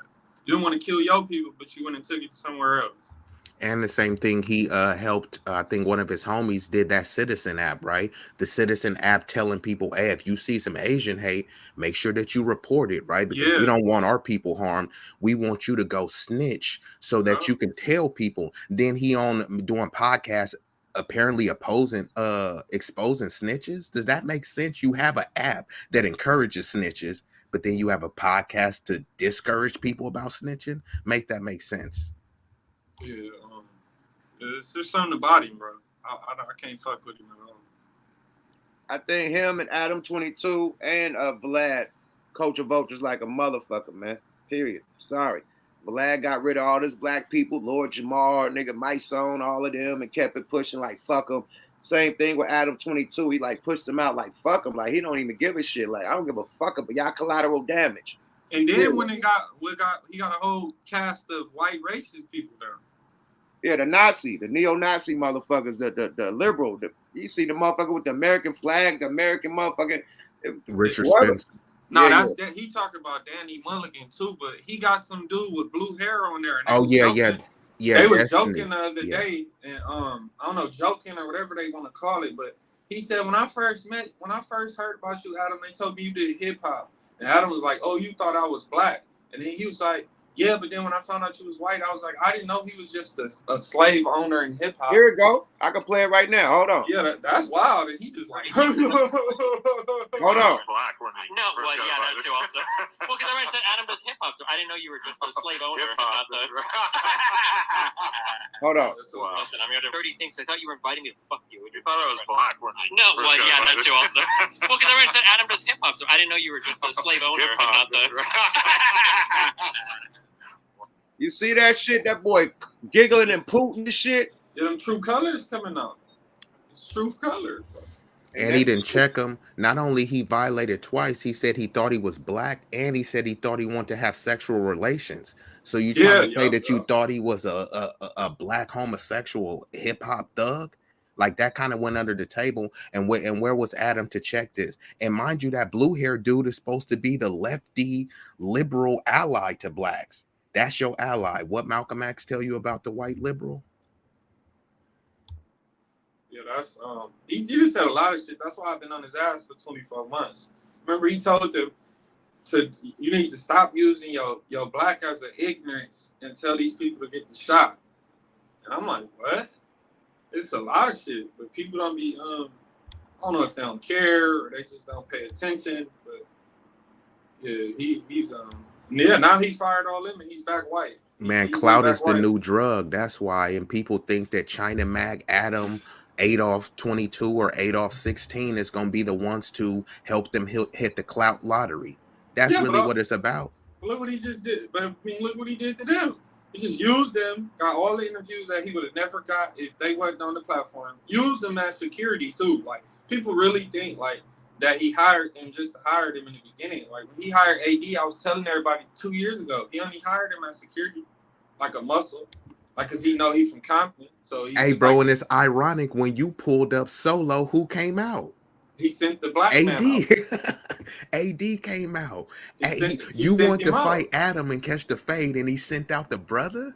Yeah, because he know that we both from black hoods. He want to start drama. He want the beef to stir up so he could go capitalize and talk about it for 2 weeks on his channel. But why he ain't come out, bro? That's what I'm saying. He be want to talk about these politics, but then when they come to him, oh, I'm just this white YouTuber. Like, why do people want problems?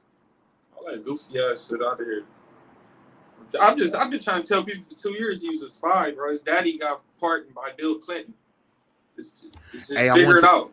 I want to ask you this. I seen he was talking about he had some record with Atlantic or something. What was that about? Like, is the dude what would that record deal have entailed if he don't rap or do nothing like that? No, I guess he was scouting the rappers. Like he was going to find the rappers for Atlantic. Some type of deal like that. Like he was like supposed to have a record label and go find the talent for Atlantic. But that shit got took when them allegations hit the surface. And they did their own investigation. And they figured that, hey, it's too much. You did it. We ain't fucking with you. And he didn't sue them. So, you know. But somehow he bounced right back on his feet. Because his daddy was pardoned by Bill Clinton. Bill Clinton used to fuck with Jeffrey Epstein. It's a lot of shit going on. That's why he pushed this shit on his YouTube channel about all these porn, and he go get a girl to talk about the most dirtiest shit she did, so your kids can watch this. And some of his associates, former and current, said he would be sending pictures of his chick getting smashed, or like, hey, nudes of his chick, like how you think she looked. And to speak on your tweets earlier, about the tweets that he was the kind of pedo tweets, Joe Buttons was pressing him on it like, cuz, why was you pushing them tweets? He said, you remember back then Twitter was toxic. So he blamed Twitter being toxic for him posting them. You know, he was saying younger girls need to go get with an older dude. Hey, I want to say what's up. What's up, man? Yeah, he wild, bro. He's a sick individual. Hey, toss the white on the phone. Hey, homie. Charleston right here. Charleston, you gonna hit me when you done? Charleston, what up? Charleston. Huh? You gonna hit me when you get up? Yeah, I'm gonna hit you right here. All right, my nigga. Hey, tell the nigga Charleston to get on this motherfucker when he get up. Yeah, I sent him the link already. Let's get him on 1 to 2 tomorrow. Remember 1 to 2 tomorrow? Yep. All right, let me back at you. I'll get back to you. Hold on. Hey, Milk. Yeah. Milk it easy. Let me mute some of these niggas. Did y'all see the nigga? What's the nigga name? The pedo hunter? Yeah, He yeah, just did yeah. an interview up there. Nah, he didn't do an interview. Yeah, the perv busters. He you know, see, this would bit him in his ass too, because when T-Rail and AD started doing them live streams like how they was doing, he got jealous. Like he blackballed me from back on Fig. He told him, oh, if you fuck with him, you can't fuck with me, like on some weird shit. But so they started doing live streams up there because he was jealous. And oh boy, Flacco got him up there on the live stream and he called him out on it, bro. And when his response was like, come on, 1 minute he said, oh, you know, I didn't do it. And the next minute he said, well, I only talked to her for 5 minutes. Bro, he talked to this girl when she was 16. He fucked her. He fucked her when she was 19. He was talking to this girl since she was a kid till she was grown. That's a sick motherfucker, bro. And then he talked to Joe Buttons, and then he said he was talking to her. He only talked to her briefly, and then he said they reconnected after years. And Joe Budden is like, how did y'all reconnect? That's Literally, still, you was keeping in touch with her the whole time. that's still nasty though, bro. Like if I met a girl and I was talking to her and she was 16 and I was already 26, and then I waited till she was 19 to go talk to her, bro. It's just weird to me because I was already talking to her when she was 16. This is weird, bro. And he said on the phone, he said, she didn't realize what she did was wrong. Bro, you knew what you was doing was wrong. That's what that was his excuse was. Bro, he went to Canada where that shit is like legal. He went to Canada and then flew her back out here when she was 19. I got a picture of him on a bed with a blunt with a little kid. Like this girl is like a baby, bro. Like he says she's 16 and 19. She looked like she's 11. She said 11. Yeah, like she like 11, bro. Like this is wild, bro. He said. Hey, speaking of that, he made a tweet about that. He was asking. He said, when you was 11, you never thought about sucking penis or something like that. He said, as much as y'all like Jennifer Aniston, I would rather hook up with an 11-year-old girl. He said, tell all these middle schoolers that's following me on Instagram to stop following me because I'm already tempted as it is. Or some shit. He just burst a whole list of tweets, bro. I've been saying this for 2 years, bro. Like I was on his ass. On the reason he had to go on a Clubhouse, but Whack 100 didn't push the issue. He kind of just like did crowd control on that shit. But you know. What about I seen some interviews or something with the people that allegedly, you know what I mean, that he, violated as a youngster. It's like some interviews when she said that he was touching on her and she was like, stop, and then he kept trying to finger fuck her or whatever, and you know what I mean, drugged her up. Next thing you know, she woke up, you know what I mean, and it's detail out there from the victims. Man, look, bro just been protected because unfortunately a lot of people really care, and then they really think he got all them subscribers, but half of them subscribers is BMX riders. Like when he was riding bikes with kids till he was 30. It's just a whole pattern of this shit. Like all that shit. He was riding bikes with kids till he was 30. He fucking go on tour with a little kid after these allegations come out. Like, why would you go on tour with Lil Pump? Be in the same van as him, same hotel as him. You around him smoking with these little ass girls. Like, and you see what Lil Pump just said. Can you share your screen? Didn't you do one with Lil Pump? Who, me? Yeah. Didn't you do one with Lil Pump talking about he about to beat up ADAM22? Yeah, hell yeah, but I don't know how to I don't know how to do this shit. I'm gonna go look your shit up right quick. I'm gonna look it up. But nah, he's a sick individual, bro. I ain't gonna lie to you. This is another thing. Like he been profiting out all this money. When have he did a giveaway, a give back? Like when have he went to any of these schools and these parks and gave something back? Now I'm not saying he got to, but he do got to. Like when has he did anything, bro? Yeah, he do got to, because this is what he's saying that he care about, right? Yes. And like you said, you gotta be, bro. You don't have to go to prison and catch a body to be a man, bro. That, if you did that, then salute to you. You know what I mean? If you was a real one and held it down, but that's the only way to get an interview is if you got a felony, if you didn't sold some dope, if you didn't pimp the bitch. Like, what about all of these activists out there? What about the actual people that's graduating with 4 years degrees? They don't mean nothing. But if you did 4 years in prison, you got 4 years in college, don't want to interview you. You did 4 years in prison, come on down. And then as soon as you like tell him, like, if you do it, I done seen it. If somebody like tell it, like if they don't want to talk about the wild shit he's saying, and I'm like, oh, next question, or like kind of push him off, you'll never see them on there again. And this is wild too. I've seen multiple instances where he's saying, hey, Flacco, you think you could beat this person in a fight? He's instigating fights, asking about fights. And then when Milk comes to fight, what does he do? Hey, AD, could you go handle that for me? You the one bringing up fights all the time. Yeah, because he was on powder, bro. I'm just saying, bro. It's like I'm telling you, bro. It's something about him. You just gotta look at him. Like, look where he came from. Look at his background. And just where did he come from, bro? And he got a track record of doing the black employees like this. He done made them fight on camera. He done made them fake beefs. Then 2016, he had them black employees.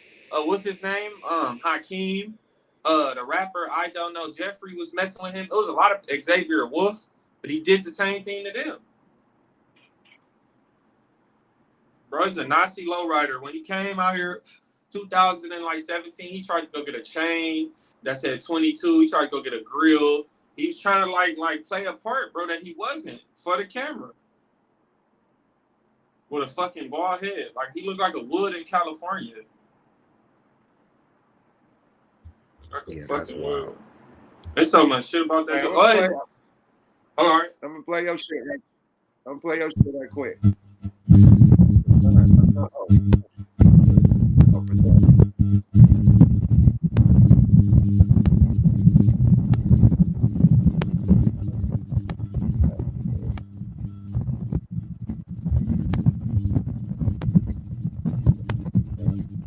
My bad, y'all. Hang in there with me. I'm learning this shit too.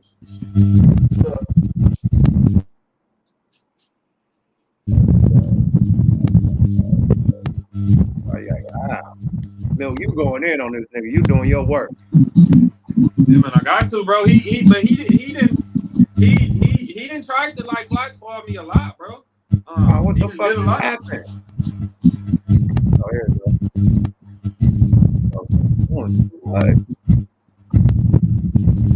Hey, somebody mute their mic. Now let's go. We got another reaction video.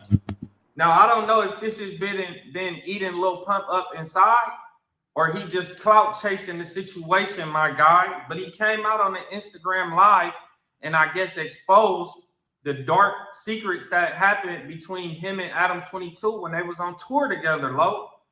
So we gonna log in and see what's the script. Come on. Oh, nah, that ain't dropping shit. I was gonna say something, but I ain't gonna say nothing, bro, because the internet too sensitive these days. But listen, bro, you put me in the ring with Adam, I'm knocking his ass out clean too. I'm beating the shit out his ass. You probably could. I ain't even gonna lie. I'm gonna beat up that pedophile. What? He said what? Cause folks is a pedophile. He is. You wouldn't say.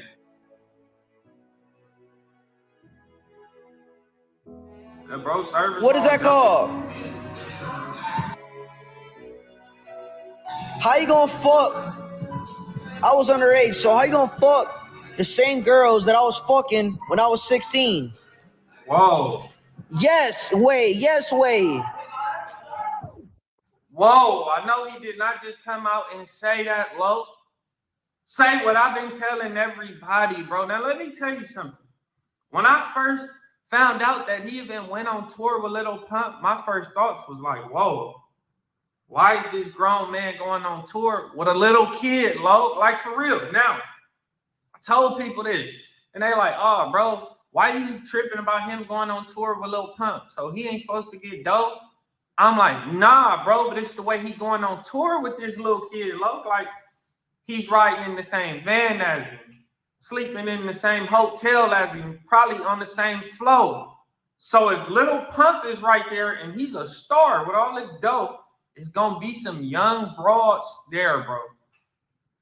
For sure, he gonna be high. He was probably like 16 at the time. For sure, it's gonna be 14, 15, 16-year-old girls up there, Lo. 17 or something like that. It's more minors than it is adult women that was there for Lil Pump, Lo. So why was ADAM22 with him, bro? And it's footage. Man, he in there smoking with this guy, this kid. Narcotics use with this kid, all type of shit, Lo. He went from riding bikes with young kids until he was 30, bro.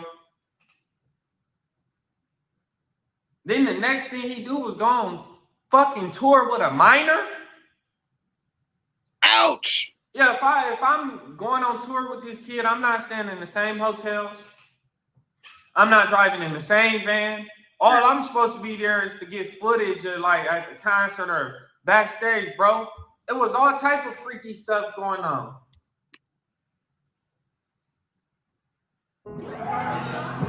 Yes, way. So I ain't say shit, but just so y'all know, y'all know now. I was 16, fucking girls my age, right? Adam was fucking girls that was the same age as me when I was 16. Like, what's wrong with you, bro? You are a straight pedo.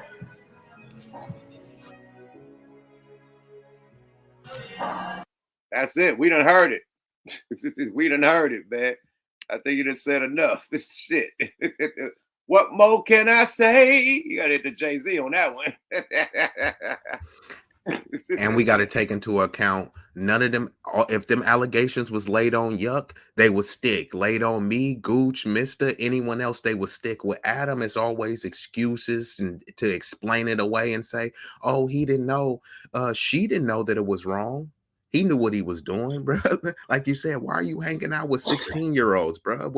Where's your peers at? You on mute, Milk?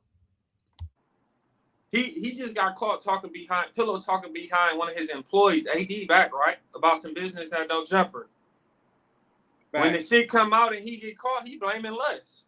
Like, oh, what's Lush's fault? It's Lush's fault. It's your fault. You was pillow talking. You was talking about your fucking close employee friend, the business that go on at No Jumper, to somebody that it didn't really matter to, bro. You was pillow talking. So if he talking about that behind your back, what else is he talking about? Right. Facts. Shout out Laiena de Mexico. Shameless plug to the motherfucking plug, mate. Y'all know what I mean? Sponsors, man. Got to get one in. Follow Man, them Yuck, what is that, bro? That looked like some high value drink right there. Oh, yeah. This is that Laiena de Mexico, man. This costs a pretty penny, mate. You know what I mean? This is that Nayo, aged for 9 years. This is one of the sponsors, man. Shout out to them. Go follow them at Tequila Laiena de Mexico on the gram, baby. And if you want one of these player poncho bottles, everything is custom.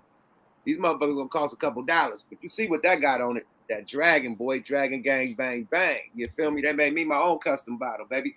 But we're gonna take a shot to this real shit that's going on, man. Because when real niggas link up, it's always a treat when the players meet. You feel me? Straight up. Not to be like we on some old, you know what I mean? Like we on some chatty patty shit. It's just to get the awareness out there to the people, man. You know what I mean?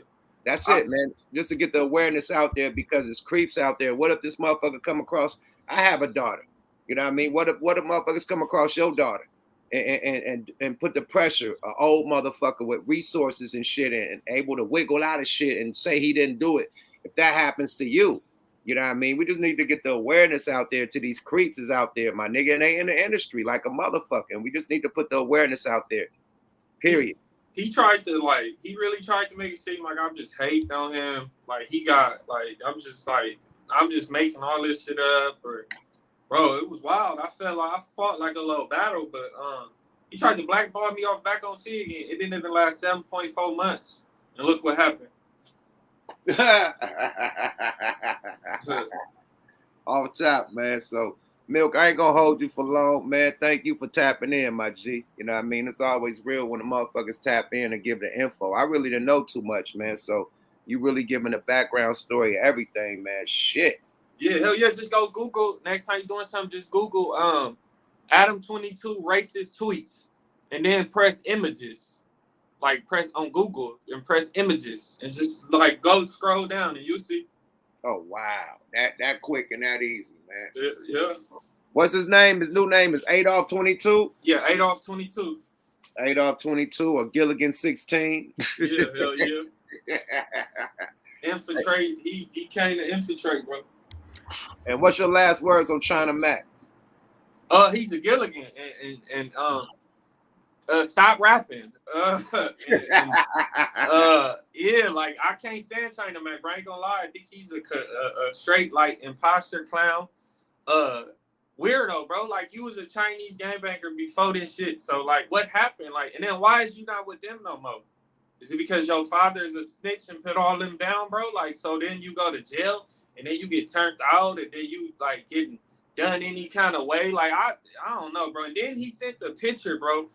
He sent a picture of his little egg roll to somebody in the DM. That's weirdo shit, bro. Somebody sent the clown emoji to his to like his story. They replied to his story with a clown emoji. You know what he replied back with? With a fucking dick picture. Oh, you don't even know who you sending this shit to. This could be a kid, a girl, like anybody, but just period. That's weird, bro. So like he love to talk about his prison experiences, but I don't think he's talking about all of them, bro. And he need to tell us how he dropped his Chinese flag and now he didn't bang that no more, and now he want to get out of jail. Stop fucking with the blacks.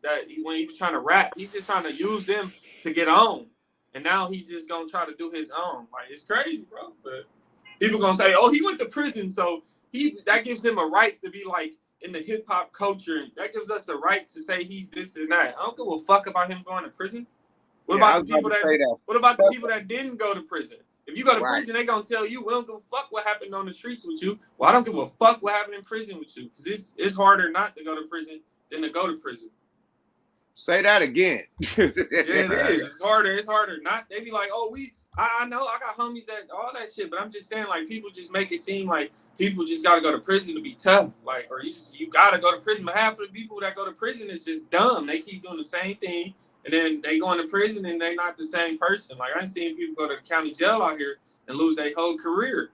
So it's like that shit don't mean nothing, bro. So I'm tired of him fucking talking about that, bro, giving him an excuse. But y'all seen that video, like, people could take it how they gonna take it, but bro, his truth coming out, like the way he really feel, the way he was raised, and the way that, you know, the way he really feel. Like, I wasn't raised like that. When I was a kid, I dealt with everybody. Like, when I was a kid, I never knew about no shit like that until I got older. Then, you know, certain politics and shit like that. But other than that.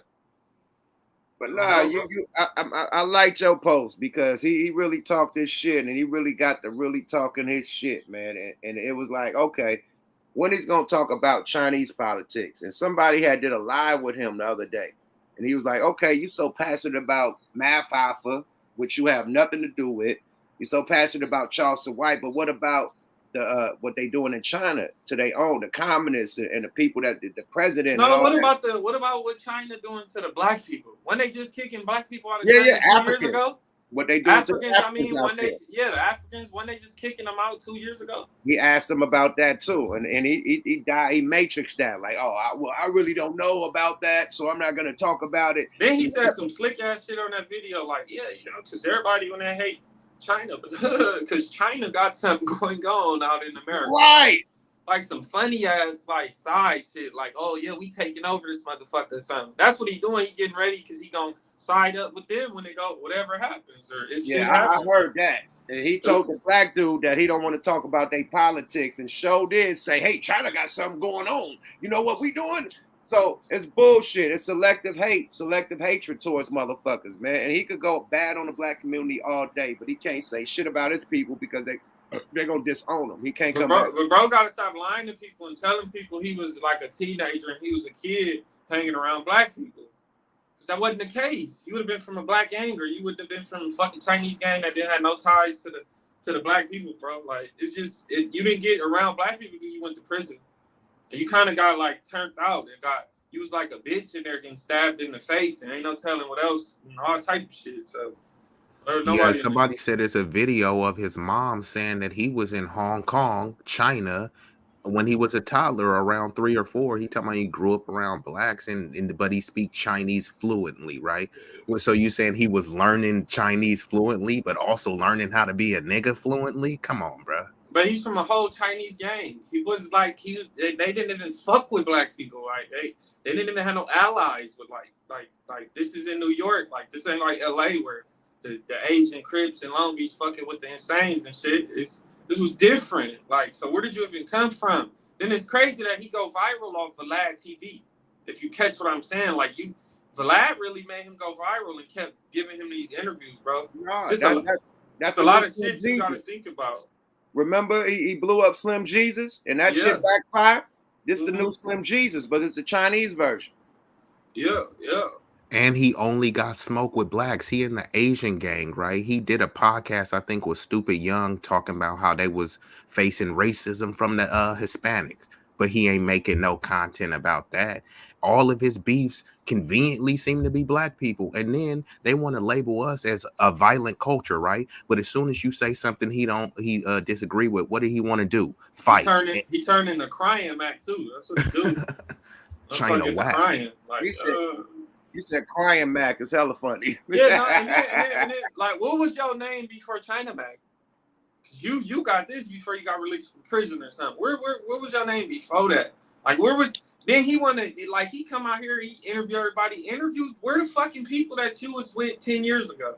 Like, who can stamp you? Like, I'm just saying, like, where's your day one people? Why you not interviewing none of them? You interviewing dropout Chinese gang members, but where's the fuck is the people from your hood or the people that you grew up with? Interview these people. Bro, who put you on? Vlad? He can't. Vlad put him on, bro. Look, remember he went to jail. What did he go to jail for? Shooting the Chinese. Which one? The Chinese rapper, right? Jin, yup. He shot him. Come on, man. Like, this is a battle rapper, my nigga. Like, what are we doing? He talking about black on black crime. Yeah. You shot a Chinese. And then you big as hell, and he was little. You shot a Chinese battle rapper and went to jail. That's how you went to jail, my nigga. You talking about black people fucking up Chinese people. What did you do to go to jail?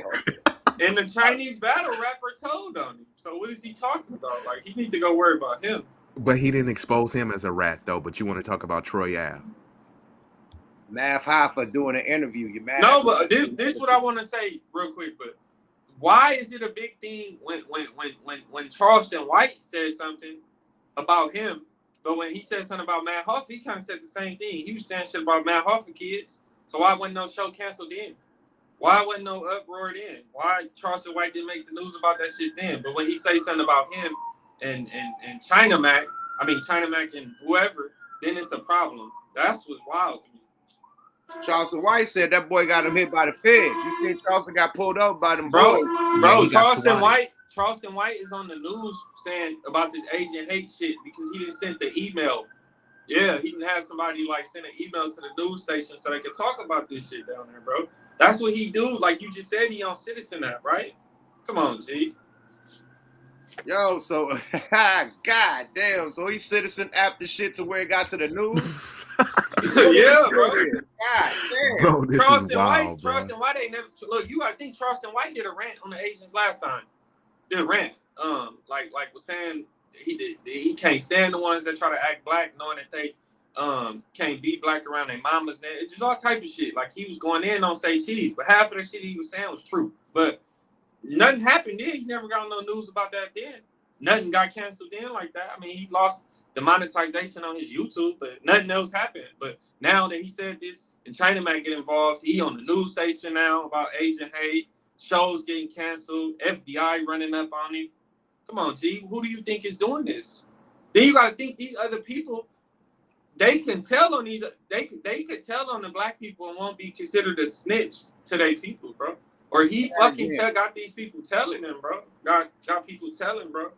I'm just letting people know, like, they can go tell on a black person and they ain't gonna be a snitch. Real motherfucking talk. Say that again, man. For the people in the back who didn't hear, man. They could do this shit just like Adam could do this shit, man. All this little pedo talk, pedo shit. He could do it and get away with it because his people ain't gonna hold him accountable. Mm-hmm. You know what I mean? Yeah, even when he exposed Lil Home Phone X, Lil House Phone, his employee. I don't even mess with dude, but that was foul what he did. Like, how could you do that to him, bro? You messed up his whole life. Even though I'm just saying, like, I ain't like that shit needs to come out or whatever so he can live his truth, but not by his employer and his best friend of 7 or 8 years. But you know, House Phone fucked his wife. Yeah, that's why House Phone never got fired. House Phone would have probably got fired 4 years ago, bro. Yeah, he fucked his wife. Yeah, he fucked the wife. So that's he really thought that was gonna come from. Yeah, but he just hate black people, period, bro. I'm telling you, just he come from New Hampshire, like a rural town with no black people, bro. His father's name was political. He was he got pictures with Bill Clinton and shit. Like it's the truth, bro. Like that's the culture vulture. Then he'll interview you and he'd be like, yeah, just been listening to hip hop all my life. I grew up a hip hop head. No, the fuck you didn't. You lying. Gooch Mike has got some feedback. Yeah, I got it. Yeah, he's just a weirdo to me, bro. I'm telling you. People gotta stop fucking with him. Yeah, I'm done. Like how when Vlad, you know what I mean, when crazy on Mr. Farrakhan, I couldn't fuck with Vlad no more. He got great content, whatever, but I can't do it. So this right here, I can't fuck with no jumper no more. Not at all. My bad. All right, for sure.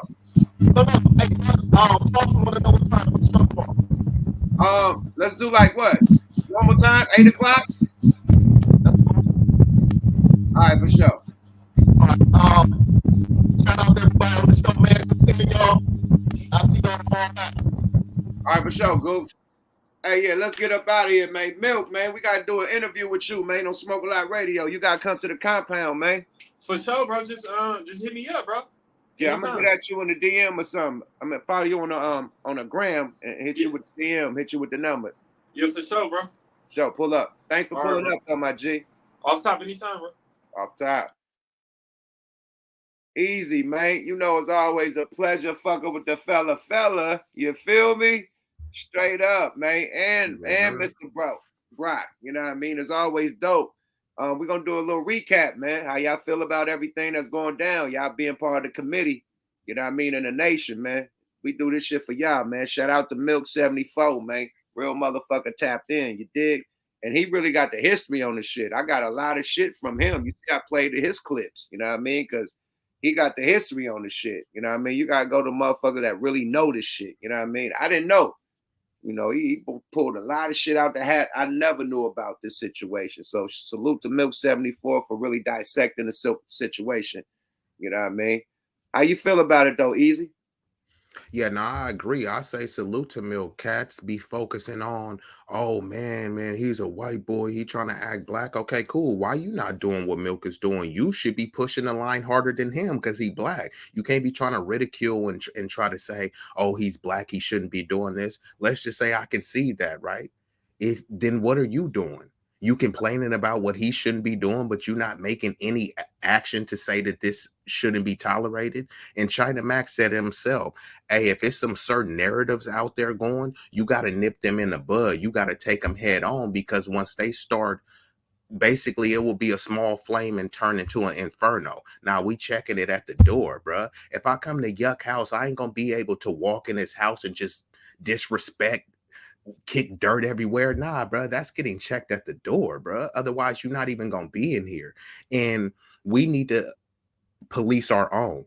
Right. So we don't need China Mac to come in and be some enforcer. Nah, bro, we got this, bro. If you dealing with something with your wife, are you gonna have the neighbor come in and discipline your wife for you? You like, nah, bro, I got this. Chill out, hang back, deal with your family, deal with your neighborhood. Don't try to say that this is what people try to do. They try to be conditionally black and conditional niggas, right? When China Mac was saying, I was locked up, I was with the blacks, I was sharing food with the blacks. I got a black friend shit. Exactly. I have black friends. That's that one. Period. When it comes time to advocate on behalf of his people, then suddenly you're not black anymore. You only conditional to get the clout. You feel me? Hey, I'm black so I can get the interview, so I can get the features on the album that I want. But when it comes time to stomp for my people, hey, I'm not black, man. I'm Chinese. You feel me? So if you gonna be a black person, a nigga, then you can't turn this off. This 24/7. You feel me? Otherwise, bro, you gotta get raised up, cuz. Or if you're just down for the culture, man. Like, I mean, we have a lot of different people that's with the culture, different races, man, and we never hear them talk bad about us like that. That whole rant that nigga went on, we ain't never heard the Beastie Boys say no shit like that. We ain't never heard Eminem say no shit like that.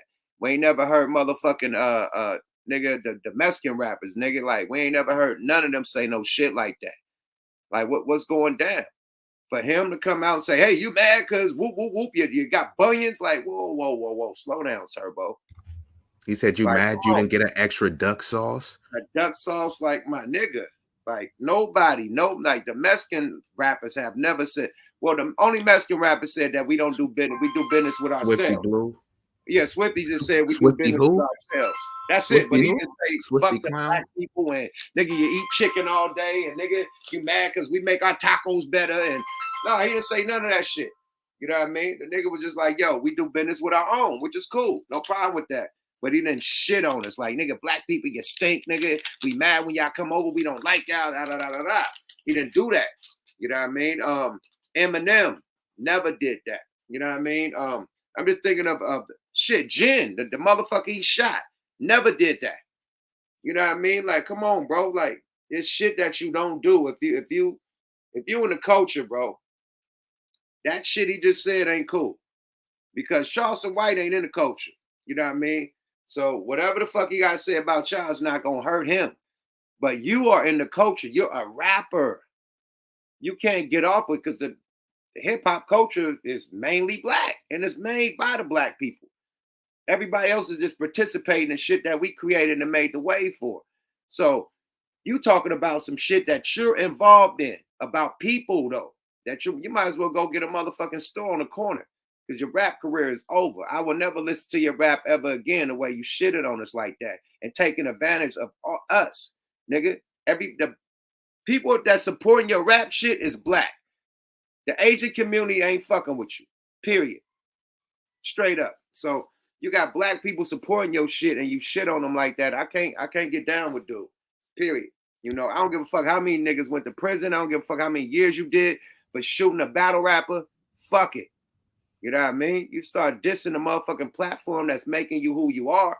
Nigga, you ain't the best motherfucking fried rice maker. You ain't the best karate nigga. You ain't what are they known for? You ain't the best karate movie maker. None of that shit. Yo, you came up from shooting a battle rapper and rap shit. So have more respect for the shit that pay your bills, my nigga. For real. Straight up. Yeah, no, I agree with that. And it's a lack of disrespect because all he's doing is just using go get the clout from the Asians, right? You supposed to be so thugged out in Asian, but see, he knows that ain't enough. That nigga ain't said one thing about the triads. No, none of that shit. So Asian many Asian boys. gangs out here. It's so many Asian gangs out Tiny here. Rascal Gang. Nigga, it's hella Asian gangs. He ain't said not one fucking, but he's so concerned about black politics.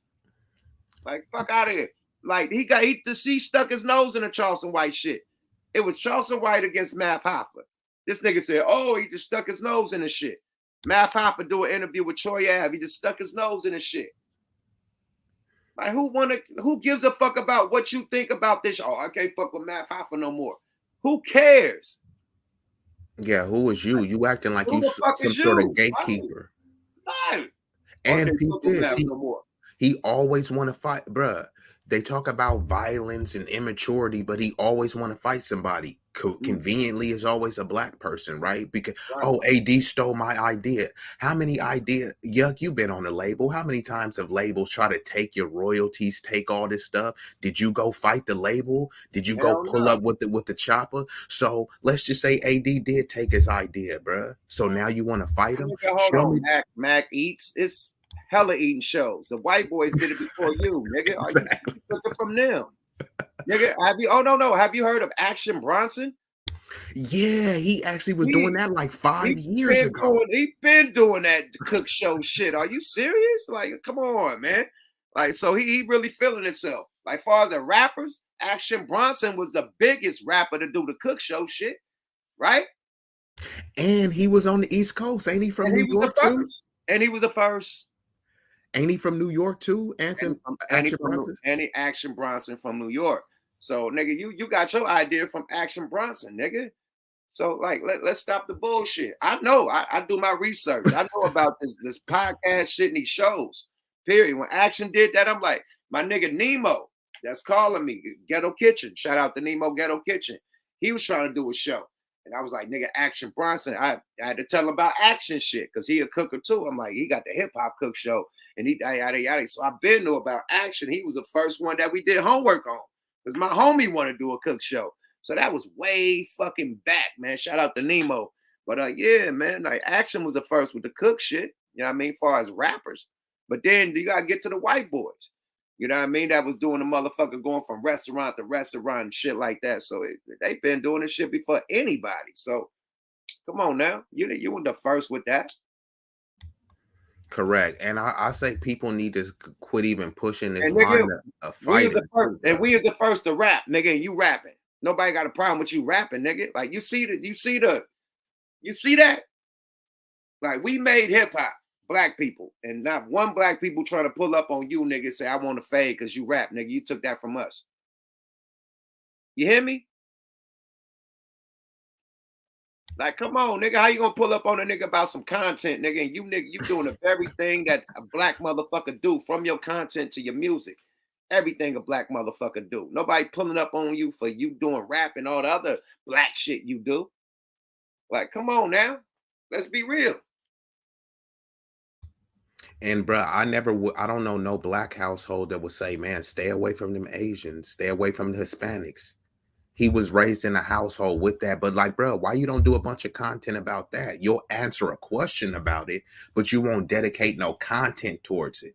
But then he's saying he's trying to bridge the gap. How? How you gonna bridge the gap when you won't even talk about what's going on in your community and your culture? But you want to talk about what we doing wrong. What are y'all doing wrong? So everyone in the Asian community is just some angelic, people, law-abiding citizens. No, they cool.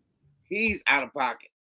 We're not gonna go about the Asian community, you know what I mean? Even though, they treat us bad in them goddamn hair salons, they follow us around in liquor stores and shit, all that type of shit. But it's about him. Yeah, no, I totally agree with that. I was we're not doing it Charleston White, you know what I mean? Yeah.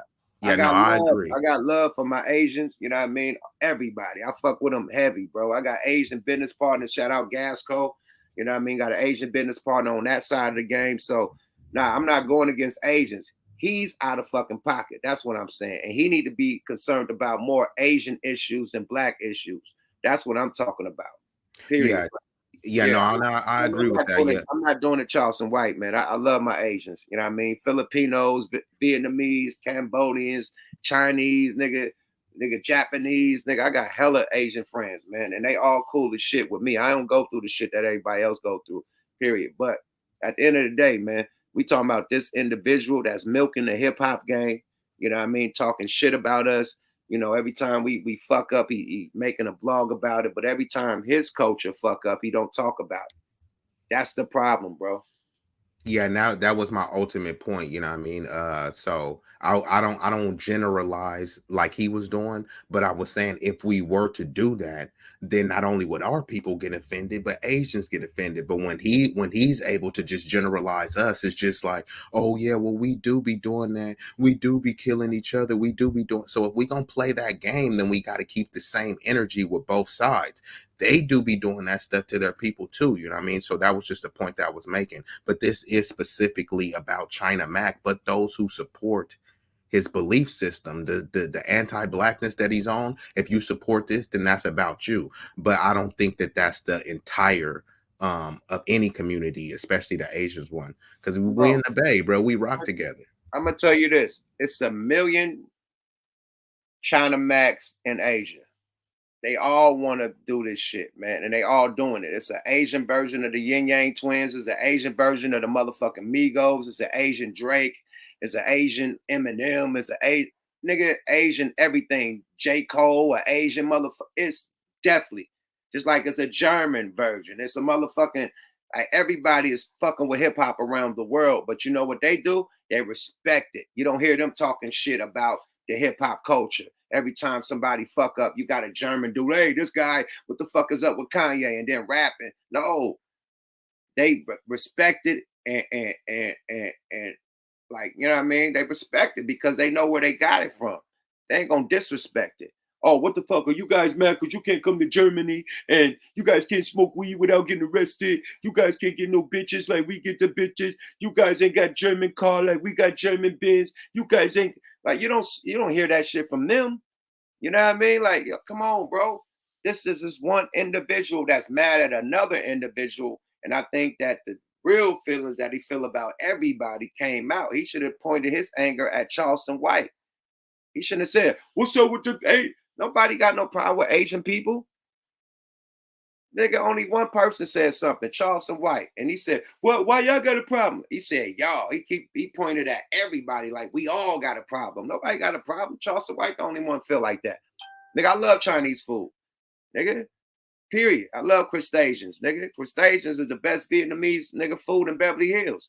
Nigga, garlic noodles, nigga, crab, garlic crab, all that shit. Vietnamese restaurant. Love it to death, my nigga. So I don't got no problem, nigga. Come on now. I ain't got no problem with them. I love their food, everything. Nigga, I was trying to be the karate, nigga. I was trying to be Bruce Leroy, nigga, all this shit, nigga. I ain't got no problem. It's that one individual that's talking shit. We got to respond to that because you in the hip hop culture, nigga. And you milking the culture and you talking that shit. You shouldn't be talking that shit. You should have more respect, period. Oh, what you mean? You got big corns on your toes? Oh, what you mad? Man, let me play this shit again, bro. Because and this nigga going crazy. Hold on. Let me play this shit again. This nigga going crazy, bro. And it's beyond Charleston White. It ain't no jokes. Like Charleston White was laughing and giggling. This motherfucker is dead ass serious. Dead ass serious. Ain't no joking on this one, my nigga. Okay for them to come set up like little shops to sell. Like, and I never understood this. Like, how is Chinese and Asian people the ones that got all these Louisiana chicken spots? How? Why? But what I'm saying is like, so they could come to these minority communities and sell cheap food, cheap ass rice, shit that ain't bad for you. I mean, that is not good for you. That's bad for you. They can come sell all that cheap shit and put liquor stores on every corner, low. And you want me to be like, oh, that's okay. You know, I shouldn't say nothing about that because of the previous stuff other races did to black people. You sound like a Gilligan. Asian people is getting tax breaks for putting these stores in these areas, low, and they don't hire nobody else, bro. You said the Middle Easterns, if you go to every 7-Eleven, they got every race working in there, low. It's multiracial employment going on. But not with the Asians and the Chinese, bro.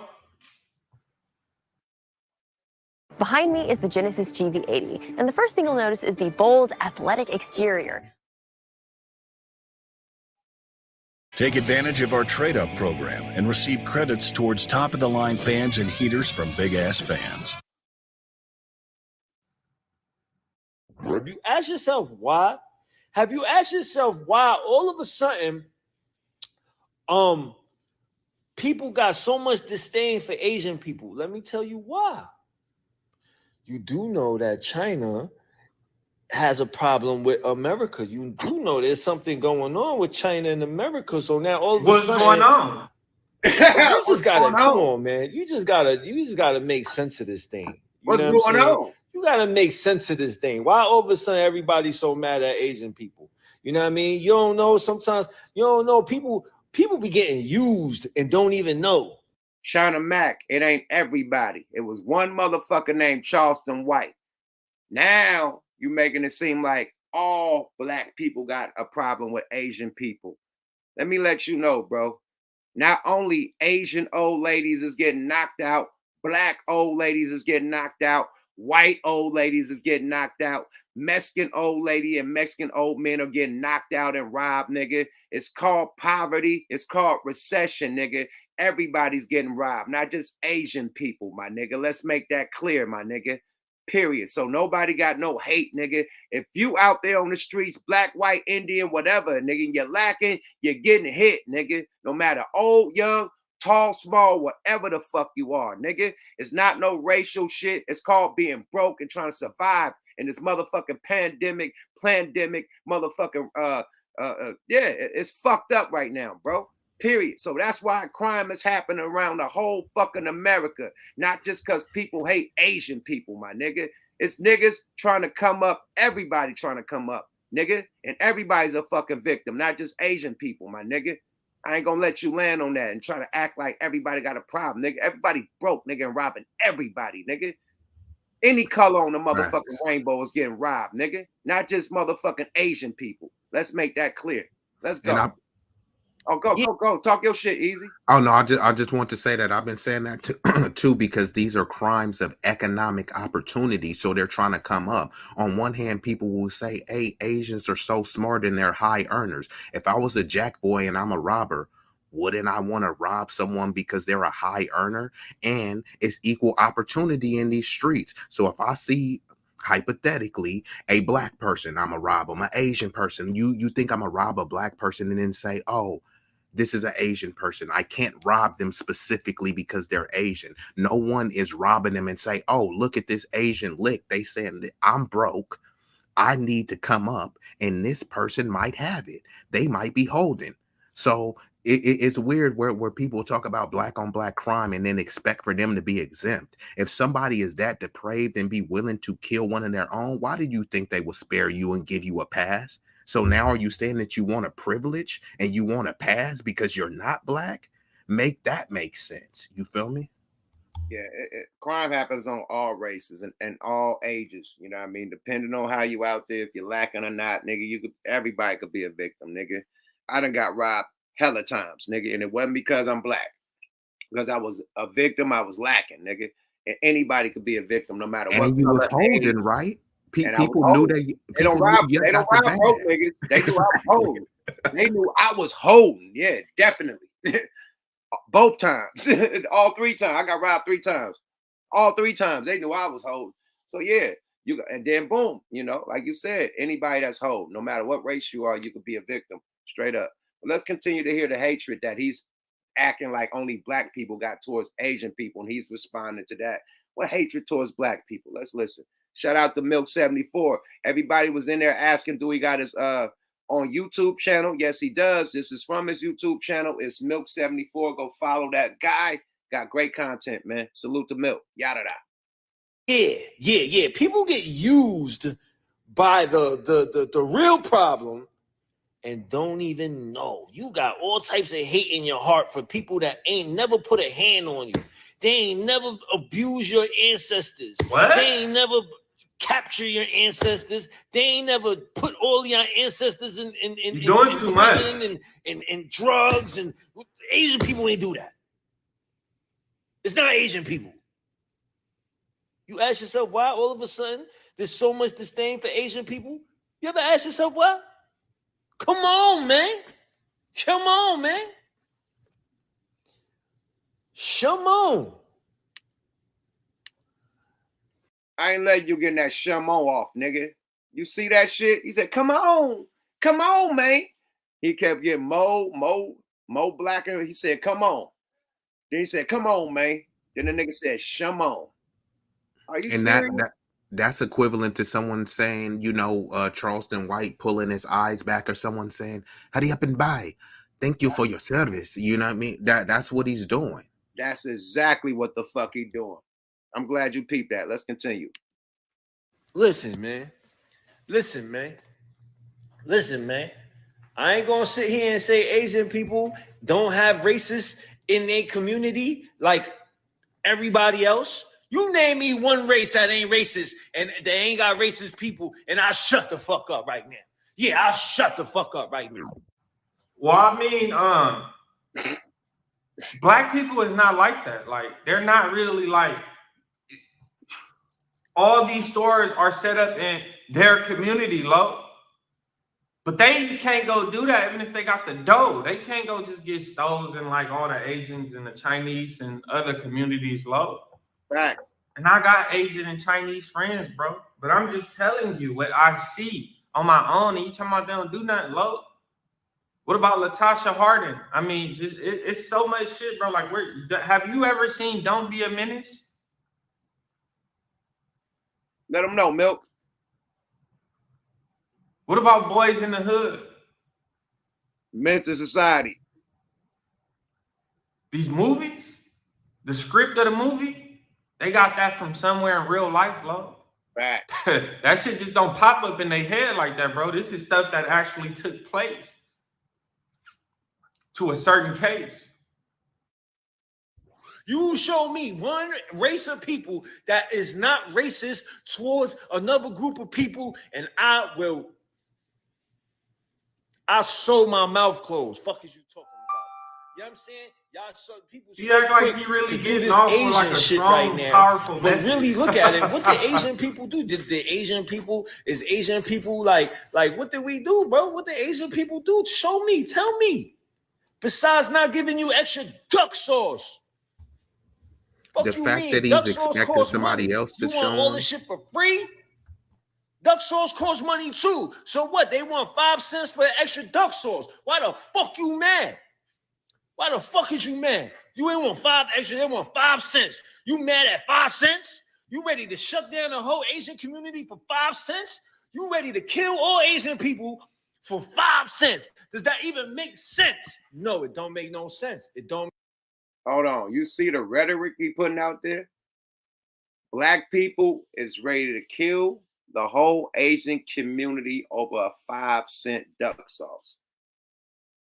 And there's nowhere that sells duck sauce for 5 cents. So why are you even gaslighting? He's doing underhanded cuts like, first of all, y'all broke and ghetto and you can't even support 5 cents. I mean, you can't afford 5 cents and you're violent. You guys want to fight over duck sauce. Right. Like this is, I can't fuck with China Mac after this. I had some respect for him before all this rant. I can't rock with this nigga, man. But I'm gonna let everybody else hear this shit, man. It goes deeper in the rabbit hole, man. Shout out to Milk 74. He put this up. I never even seen this shit. So Milk brought this to my attention. I just seen this. And I just want to say one more thing before you play too, because he's saying, tell me where this happened. Bro, you literally could just type in Google Asian hate towards blacks, right? And you'll see Latasha Harlan and all sorts of other stuff. So the fact that he's willing to look up other people's paperwork, right? He's willing to find all of the intricate details about hood street black politics, but when it's anti-blackness, hey, well, I don't know what happened. This is your culture, right? This is your community, but you don't know the inner linkings of what's happening. You said that your family told you to stay away from blacks, and now he wants to act appalled and say, we just don't know why y'all treating us like this. Even though he admitted that his family told him to stay away from blacks because they steal and all this other stuff. Now he wants to feign ignorance, right? They always say, I seen him on No Jumper. He was trying to have a spelling test with somebody to exert his intelligence. You mean to tell me you this intelligent, but you can't use Google? A bunch of Asians is inventing all of the internet and technology, but you won't even look up what your people is doing against us. And he want to just feign ignorance. Like you said, I can't fool with the dude, bro. Yeah, I can't fuck with China no more, man. I thought it was gangster, like all the tales of him going to jail and shit and this, that, and the third or whatever. I'm like, okay, a gangster Chinese dude, you know, him and he did a real one, you know what I mean? Him and AD met up in Squab. That's some real shit. So I'm like, okay, he a real one. But this hate that he got, I can't fuck with you, bro. That's the same reason I can't fuck with Vlad. Vlad is a great content creator. He got this shit is popping, but I can't rock with him over the Farrakhan shit. He didn't apologize. I can't get down. This reminds me of the Farrakhan shit. I feel the same way. So I can't rock with China after this, man, period. But we're going to play a little bit more for the people and that y'all decide if he went too far. It don't make no sense. I'm going to keep it a buck. It don't make no sense. You know what I'm saying? You show me something where Asian people is motherfucking going into black communities and burning houses and like riding through and like beating on the children. You know what I mean? Like show me that. I never seen that. Show it to me. Yeah, show it to me. What'd he say? Let me see it. What you want to? Hold on. China Mac, do you want me to pull up Asian hate towards black people? You don't want me to do that. Did he just say, show me something? Hold up, swole up. I just seen something recently where motherfucking the athletes was coming in for the Olympics. And they was like, nigga, fuck you, nigga. They throwing shit at them, everything. So do I need to pull it up or y'all believe me? And certain places too, if you notice, because if we so hateful and racist, why would they have all of their businesses there? And you notice that none of their businesses have bathrooms because they want you to get in and get up out of there. None of their businesses. Well, they have bathrooms, but none of them are open to the public. And I was just talking to somebody yesterday that went into an Asian shop, and they said, "Oh, we can do black, we can do Hispanic hair, we can do white hair, but oh, we don't know how to do ebony hair." When you go to be an esthetician, they make sure that you are able and proficient with all styles of hair, black, white, or otherwise. But they'll tell you straight up, "Oh, sorry, we just haven't been trained to do that. Hey, could I use the restroom? Oh, sorry, we don't have a public restroom." And then there's countless videos where you go into a restaurant, the Asian people can sit in there and eat with a mask, which you is like, if you don't have a mask, no service to you. Oh, big time. Big motherfucking time, bro. Shit's so crazy that you know, just in them stores and shit, you know, they definitely look at us crazy, you know what I mean, period. But far as just on the outs, you know what I mean, just my Asian homies and shit like that, it's all Gucci, man, period, you know. I don't think everybody got that type of hate, you know. But it's definitely like I tell you this, when I used to date Asian chicks, you know, they was taught not to, you know, date black men. They like don't fuck with black men, white men. They taught to date white men and this, that, and the third. But you know, us, we are super blessed. So Hey, that's facts. Yuck. I just want to speak on this real quick because there was an Asian chick too, and she was like, we could have fun, we can smash, and I was offended, but then I had to respect her. She was like, but you I would can't never. marry. Yeah, You can't that's bring what them she home. said, and I You was can't bring looking them at her. home. I was offended, and she said, "I'm just being real." She said, "My family would disown me," and she said, "I really like you," but she said, basically not enough to get disowned by my family. But she was like, you know, we can smash or whatever because they're never going to find out about this. But in terms of a wedding or any long-term relationship, that's out. She told me that at the door. Hey, keep it going. I gotta let my maid in right quick, but keep it going. Talk your shit.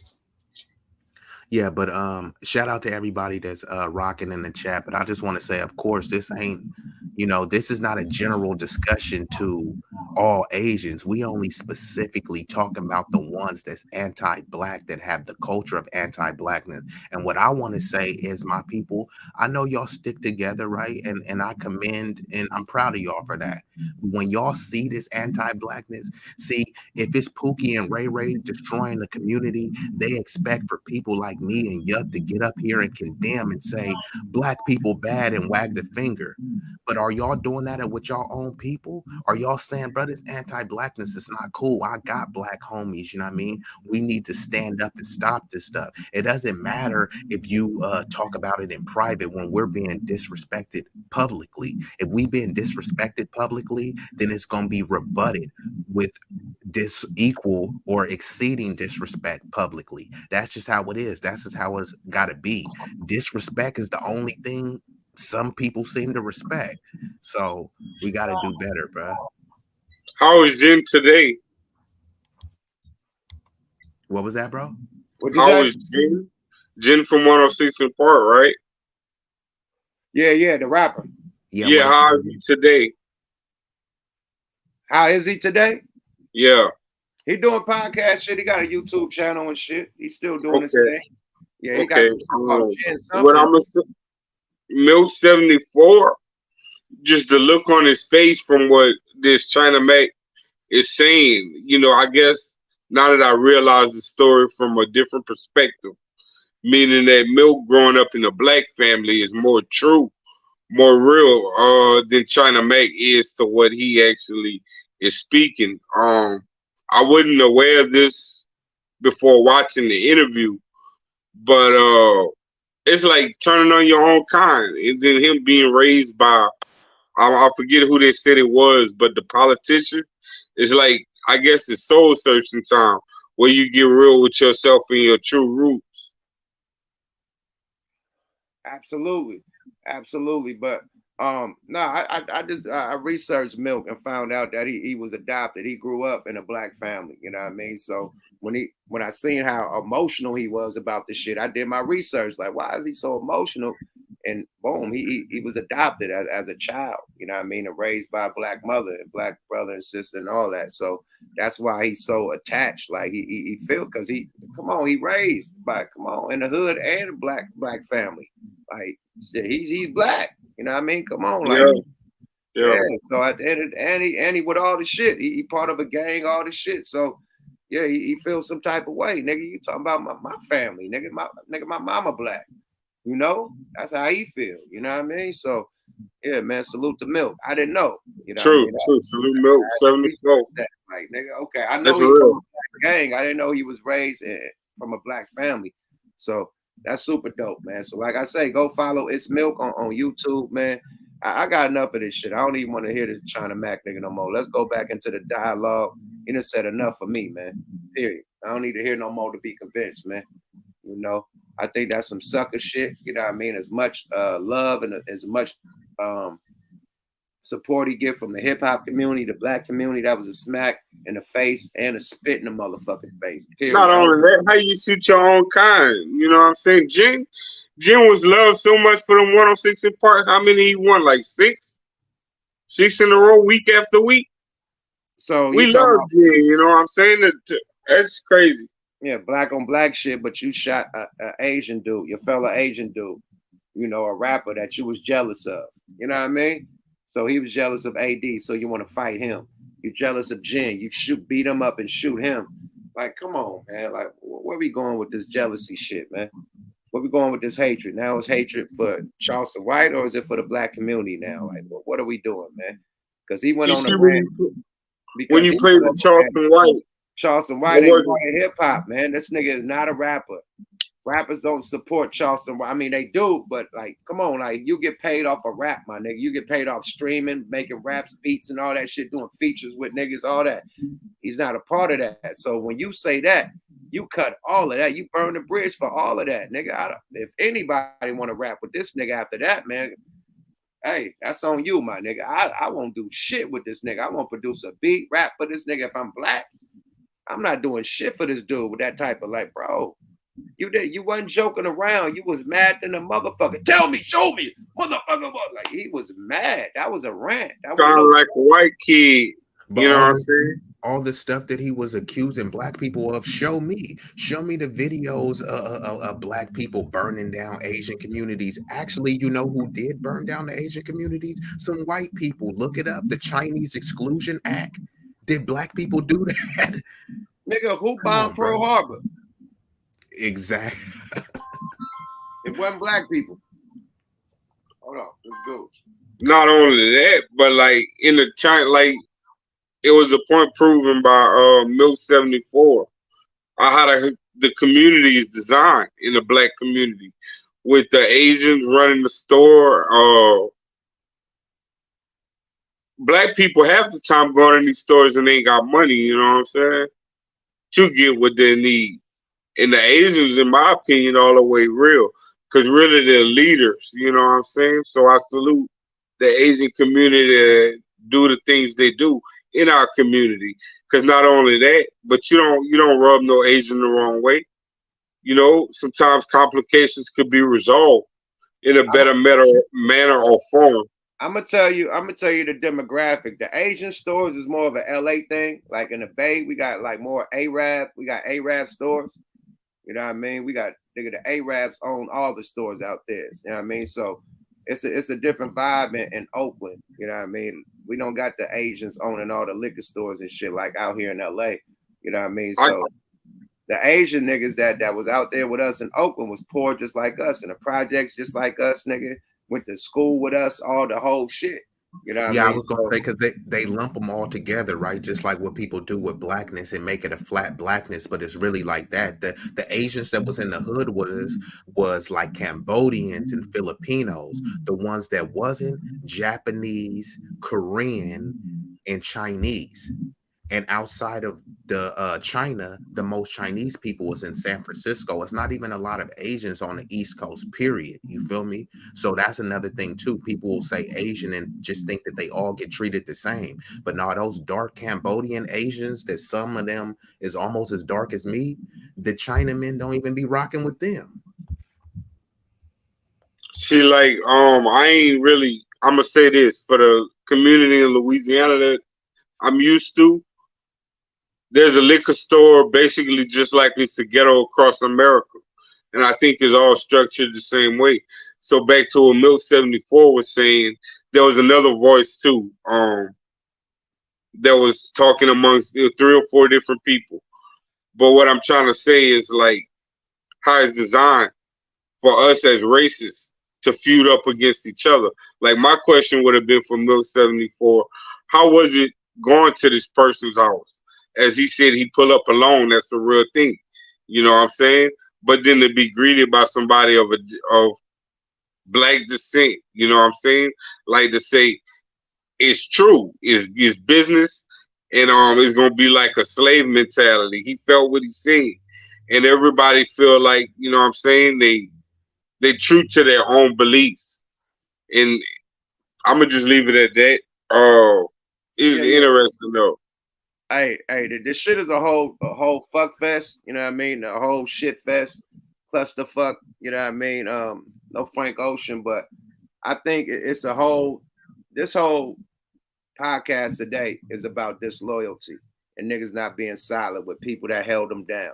From the ADAM22 side of the game with the AD and T-Rail and everybody dipping, the Mondo dude, Duno, everybody dipping, to right here with China Mac going against the black community, the people who support this dude. So it's all disloyalty going on right now. A lot of disloyalty and a lot of victim, like people playing like they victim. Adam, even though he was the motherfucker that made niggas want to leave, he playing like he a victim. Oh, it was Lush. But you shouldn't have told Lush shit. Every action caused a reaction. Your action caused this clusterfuck to happen.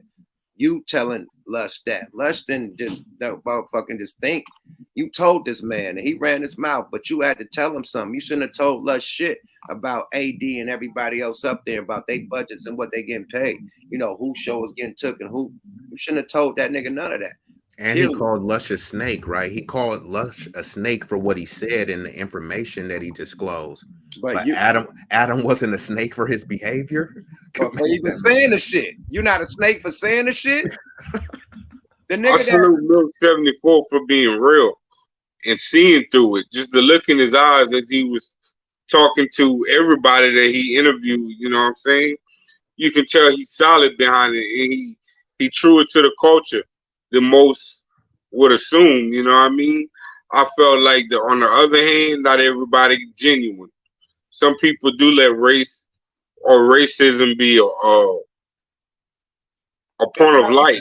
It's not even that. I'm gonna tell you this.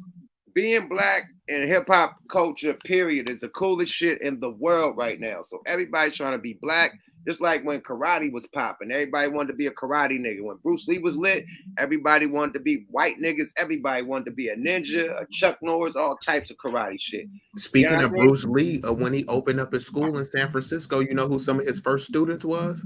Black people. Yeah, duh. You feel me? So at the I end of could the day, appreciate the culture. Hold on. Let me land. Let me get a whole demographic of the shit. You know what I mean? When Scarface and Goodfellas and the Godfather and shit came out, everybody wanted to be Italian mafia and shit. Everybody wanted to be, you know what I mean, mafioso and, you know what I mean, Al Capones and shit like that. When all that shit came out, so everybody wanted to be an Italian mob boss, you know what I mean, Sicilian mobster, you know what I mean. So every race had their time when everybody was trying to act like them. So right now, it's our time. Everybody want to be black, period. So this is what's going down. From the white content creators that was BMX niggas that never thought about rap, now we talking about rap. To the Asian motherfucker that you know what I mean, selling duck sauce, whatever the fuck, now he rap, now he talking about rap, period. To anybody, you know what I mean, it's all about rap right now. It's a lot of shit going down in the world with these people races. They don't talk about none of that shit.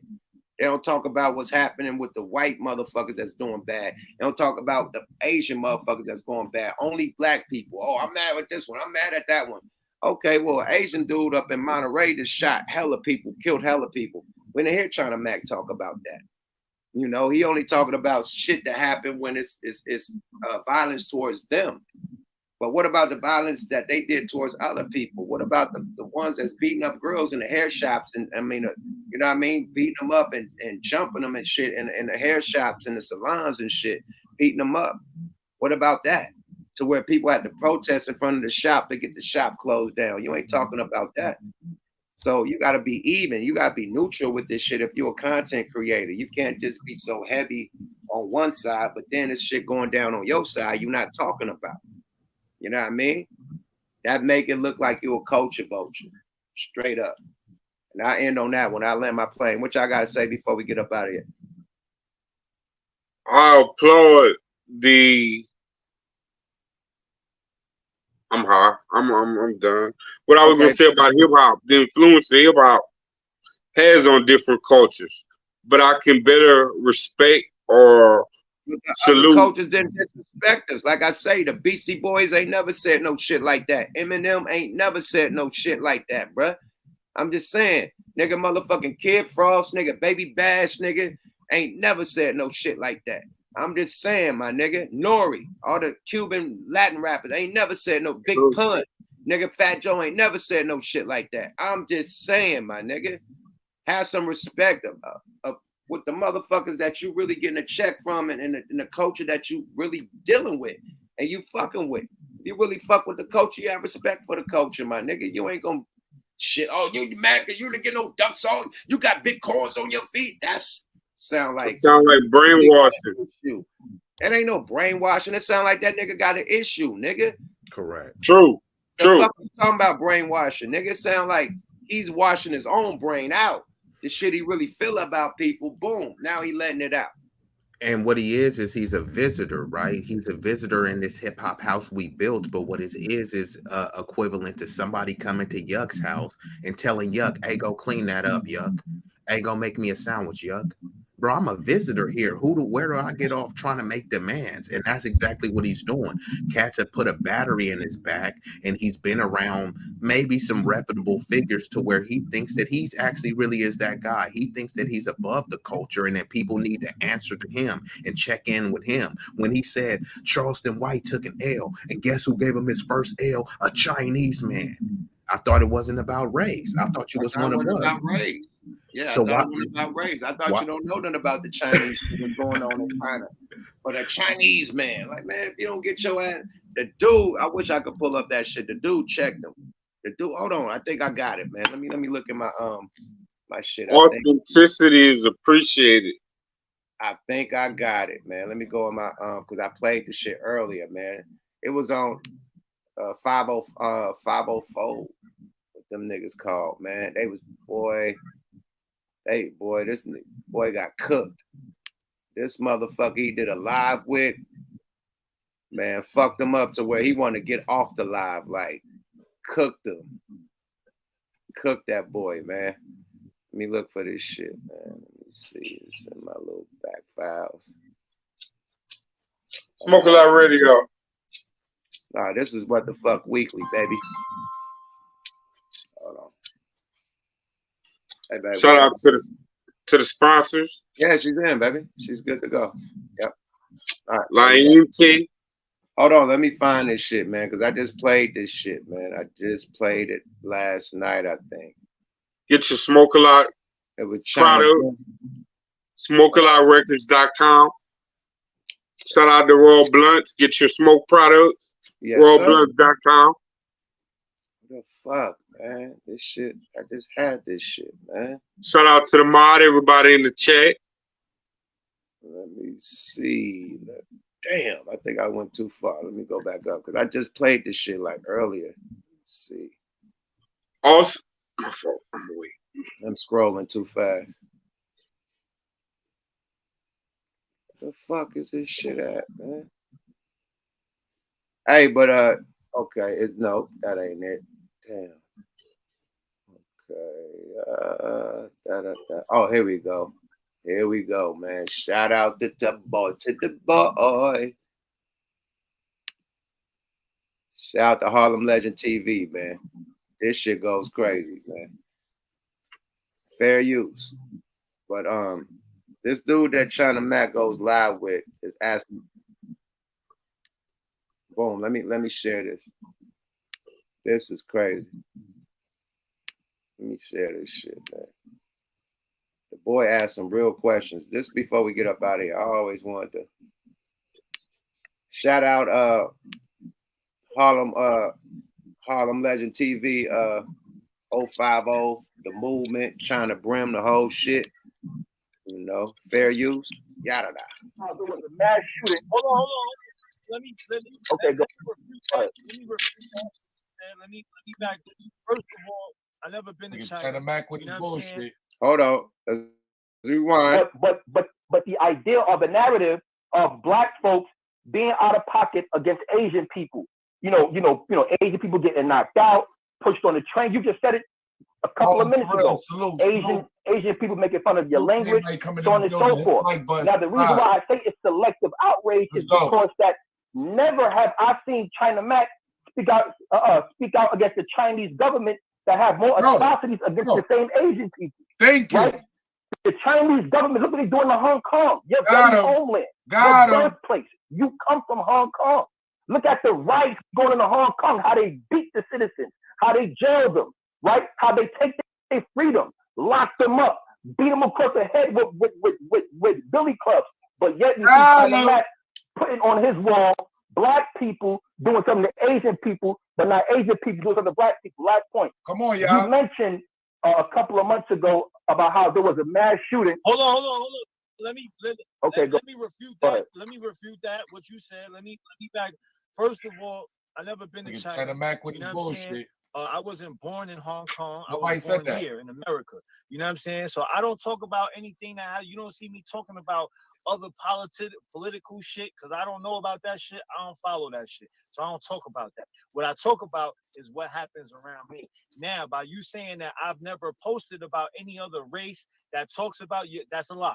Because a lot of Asian people don't fuck with me because I call them out on shit. You know what I'm saying? A lot of Asian people want to keep it like, oh, black people are attacking us. And a lot of Asian people that are watching can vouch for me right now when I be like, no, it's not just black people attacking us. It's white people attacking us. It's Spanish people attacking us. It's a lot of people attacking us, right? So it's not just black people. I say that all the time. I lost a lot of my Asian followers because I won't go down that rhetoric of black people hating us. I refuse to do that. I could have been really rich if I wanted to do that. You know what I'm saying? But I don't do that. Could have been really rich. Square, and that's why I stay. Hold up, slow down, Turbo. You just hear that shit? Now he said he could be really rich, and you just seen his last rant. His last rant that he just recently did sound like he trying to get really rich. Because he said if he pushed the line that it's black people against Asians, only, black on Asian crime, that he'll get a bag. His recent rant sounds like he want to get that bag. Let's continue. I just want to say one thing before you continue. So talking and disparaging black people gets him rich, but then trying to unite black people doesn't get him rich, and calling out his own people doesn't get him rich. You know what I mean? But the issue is with black people. I'll land right there.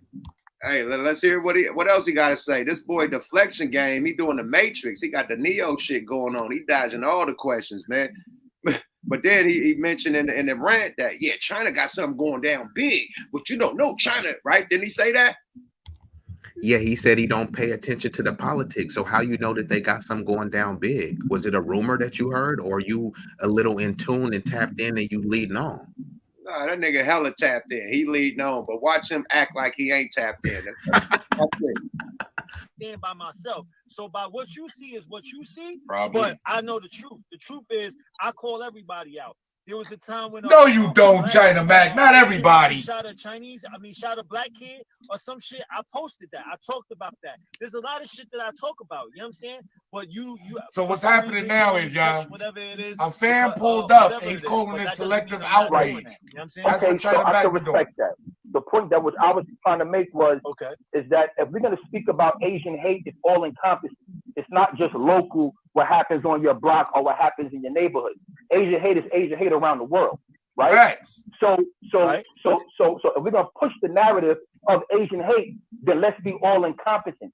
Let's attack Asian hate. Yeah, but you can't tell me. You can't tell me how to feel. You can't tell me how to what to be. No, I'm not. The same way you attacking the black culture, why are you not attacking your own? Or what to be focused on. But what I'm saying is the perception and the perspective from the outside looking at you, right? So when we see, like a couple of months ago, you posted the young black boy making fun of this Asian kid language. saying, you know, whatever he was saying, right in the video at some kind of stadium, some kind of ball game, so on and so forth. In my mind, thinking like, damn, this is like maybe the second or third video that I've seen from China Mac, you know, perpetuating Asian hate, blacks to Asians. But yet I have yet to see him post about the Chinese government taking people's life earnings, right? Locking them up, jailing people, eating people, quieting their voices, what they doing to Hong Kong, killing motherfuckers, what they doing to Africans inside of China. Let's go. Yeah, but listen to what I'm saying, bro. I don't know what's going on in China. Everything all the information that's coming from China is coming through third party because we don't share the same platforms that they use. They don't use Instagram, they don't use YouTube. So whatever we're getting is coming from third party. Real life shit happening so what in I'm his saying country. is I'd rather just not even deal with that because I don't even know what's real or what's not. And I spoke to African people that's in China, you know what I'm saying? And they black people, my homie LaShawn is in China. He lives in China. He's from Boston. He tells me he is chop drop, y'all. Hold up, swole up. I thought you said you don't know what's going down. Then he starts saying he hits you with my friend. I got a friend. Got a black friend. Not just a friend, a black friend. LaShawn. and he's saying that LaShawn saying he's not having any problems, right? So well, LaShawn, you said LaShawn's from Boston, but let's talk about the Africans from Africa out there, nigga. We ain't talking about a fucking tourist named LaShawn from Boston or from America, nigga. We talking about Africans, motherfucker. Africa, nigga. Talk your shit, Easy. I ain't want to cut you off. No, that's all good. And the Chinese are not only doing this in China, they're going to Africa and doing the same thing. Don't take my word for it. Look it up. They got Chinese police stations even out here in America. So how does he not know this, bro? I'm not Chinese, bro. So you mean I'm more tapped in with Chinese culture and geopolitics than someone that claims to be Chinese? I mean, come on, bro. We was born last night. Real Orientals stick together, I noticed. And you don't just want to mess with them the wrong way. No, I think they know true. You said some real shit. And I think that's why that's the moral of the story. You said it. You hit it on the head. He know that it's gonna be consequences if he go against his people. Period. They will fuck China Mac up straight up. That's the real shit. And he about to have some sentiments. He gonna damn near say that. Watch this. But they will fuck him up and his family. For real. They don't play that shit. They stick together, like you said. Watch this. That's why he deflecting. He'll get fucked up talking that shit about them. Everybody coming in the building, hit like the like button. In China. Subscribe to the what channel. I'm saying is there's a lot of Africans, there's a lot of black people that came on my live, and people on my live can say it right now that they say, yo, I've never had a problem in China. So what I'm saying is you can say what you want, but I'm only gonna stick to what I know and what I see around here. And I don't just make it a black and Asian thing, bro, because I know that the hate is not coming from black people. I know that we are all pawns being used for one thing. You know what I'm saying? I know that, bro. I used to our culture better than ourselves. I used to be in the nation of gods and earths. You know what I'm saying? I studied the NOI. He has no family over there. And I still go with that. You know what I mean? I've been to the NOI mosque 2 weeks ago. You know what I'm saying? So I understand what's going on, and I know it's not a black. Can we say he's more in touch with the black culture? No, nigga. He ain't in touch with the black culture, nigga. That's saying I got a black friend. You just mentioned my friend LaShawn. I got a black friend from Boston, LaShawn. He in woo woo woo. I've been down with the nations of the earth. You know what I mean? The Nation of Islam. I went to the mosque 4 days ago. Like, come on, man. What the fuck that got to do? He asked you a question. Why are you not talking about Asian and Chinese politics, my nigga? As much passion you got for black politics, why you not talking about Asian politics and Chinese politics? That's the question, nigga. And this nigga is a motherfucker. Let's go. To do something else, a whole nother thing, which I'm not gonna sit here and talk about, but I understand that. I know that. You know what I'm saying? And yeah, Charleston line too. We gonna switch back and forth because he been playing music. I ain't I come from, or really have the time to sit down and really look through all of my content and see what type of person I am, it's easy for somebody to paint the narrative like, oh, China Mac is just selectively doing this. He's trying to egg on the black people, the Asian people against the black people. Yeah. But that's not what I'm trying to do. I'm around black people all day. My best friends are black. Like, I have more black friends than Asian friends. So why? Here we go with the my friend black shit again. But you peep what he said. Niggas are saying that he's trying to put the Asians against the blacks. You gotta look at these content creators, man. They trying to start a race war. I notice all these motherfuckers trying to get niggas against each other, rather the rappers against niggas. They trying to start a race war like a motherfucker, man. You gotta peep these content creators, man. Even CW said, I want war with everybody. I want to start the first race war. Like, I don't know. If niggas trying to get another civil war going down, like, I don't know. But this race war shit is getting thrown around a lot.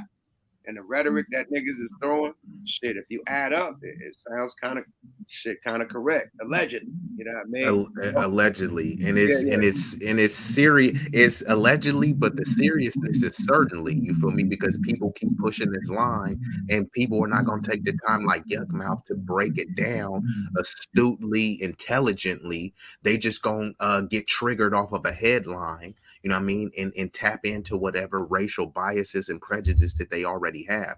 What is he doing to basically mitigate that? All he's doing is adding fuel to the fire. He's not bringing an extinguisher. He's bringing more kerosene. Absolutely. And then also, you got to realize this is like what Mike said. You know what I mean? This is motherfucking hip hop COINTELPRO. So they're destroying hip hop from within, bro. Period. So if you got these race baiters and shit, you know what I mean, talking shit, and you know what I mean, these motherfuckers talking shit about the hip hop legends and the hip hop podcast legends and shit, trying to, you know what I mean, put a black eye on everything. It's really, you know what I mean, trying to really, you know what I mean, like really like fuck up hip hop, fuck up the money, fuck up the culture. Like, what if somebody get mad at what's going down and really try to react like Troy Ave and Tax Stone, and a lot of niggas get locked up and people get shot, killed, you know? So that's destroying hip hop from within. And the podcast and shit is blowing up just as big as hip hop. So what you do? You send motherfucking agents to destroy shit from within, bro. To create that division. You know what I mean? To create that type of drama and shit. And it's like, come on, bro. Everybody, content creators, everybody could get money. All races, all creeds, all religions, all cultures, whatever. Let's get money. But when you fucking with the black culture, you can't spit in the black culture. You can't spit in the hip hop culture face, because we're not going to support you no more. Period. Hip hop had China Mac back, you know, and at the end of the day, it sounds like he has an agenda. And this fella right here is pointing it out. I want y'all to see this before we get the fuck up out of here. Y'all got to see this. He cooking them. Let's go. Why would I do that? I'm not trying to start anything between Asian and black people. You know what I'm saying? I would be asinine. Okay, so you know what I'm saying? First, you and your one friend. Hold on, man. Oh, nigga. Hold on, man. Let's go over here, man. Let's see what he talk about, man. No, we ain't doing that. It's also why he's showing this. Opportunities, corporate America, societal. They like, was it to the point where they was like, you know, like attacking you and like doing all that? And with that being said, I'm not trying to minimize what you went through, and I'm not trying to minimize the racism that you went through, but you get that everywhere, bro. I go, you know, we could get that anywhere. You know what I'm saying? So now, all right, let me come on, bro. Hey, Yuck, I just gotta say this real quick. Not just, you know, compartmentalized to being violent. Go ahead. I just want to say this real quick. He said he's not trying to minimize racism. And what did he do immediately after that? Minimize racism. It's just like when somebody say no disrespect, and then they follow it up with disrespect. No offense, which means you about to say something offensive. I'm not trying to minimize it, but here, let me proceed to minimize it. Oh, it happens everywhere. We're not talking about everywhere. We're talking about a specific scenario, bruh. And this nigga trying to act like slavery happened. You know what I mean? Everywhere. Like, it did happen a lot of places and shit. That's why you got African cultures all around the world. But he act like everybody went through what the black people going through. You know what I mean? In America. That's what we talking about. You know what I mean? Period. And he want to say that shit goes down everywhere.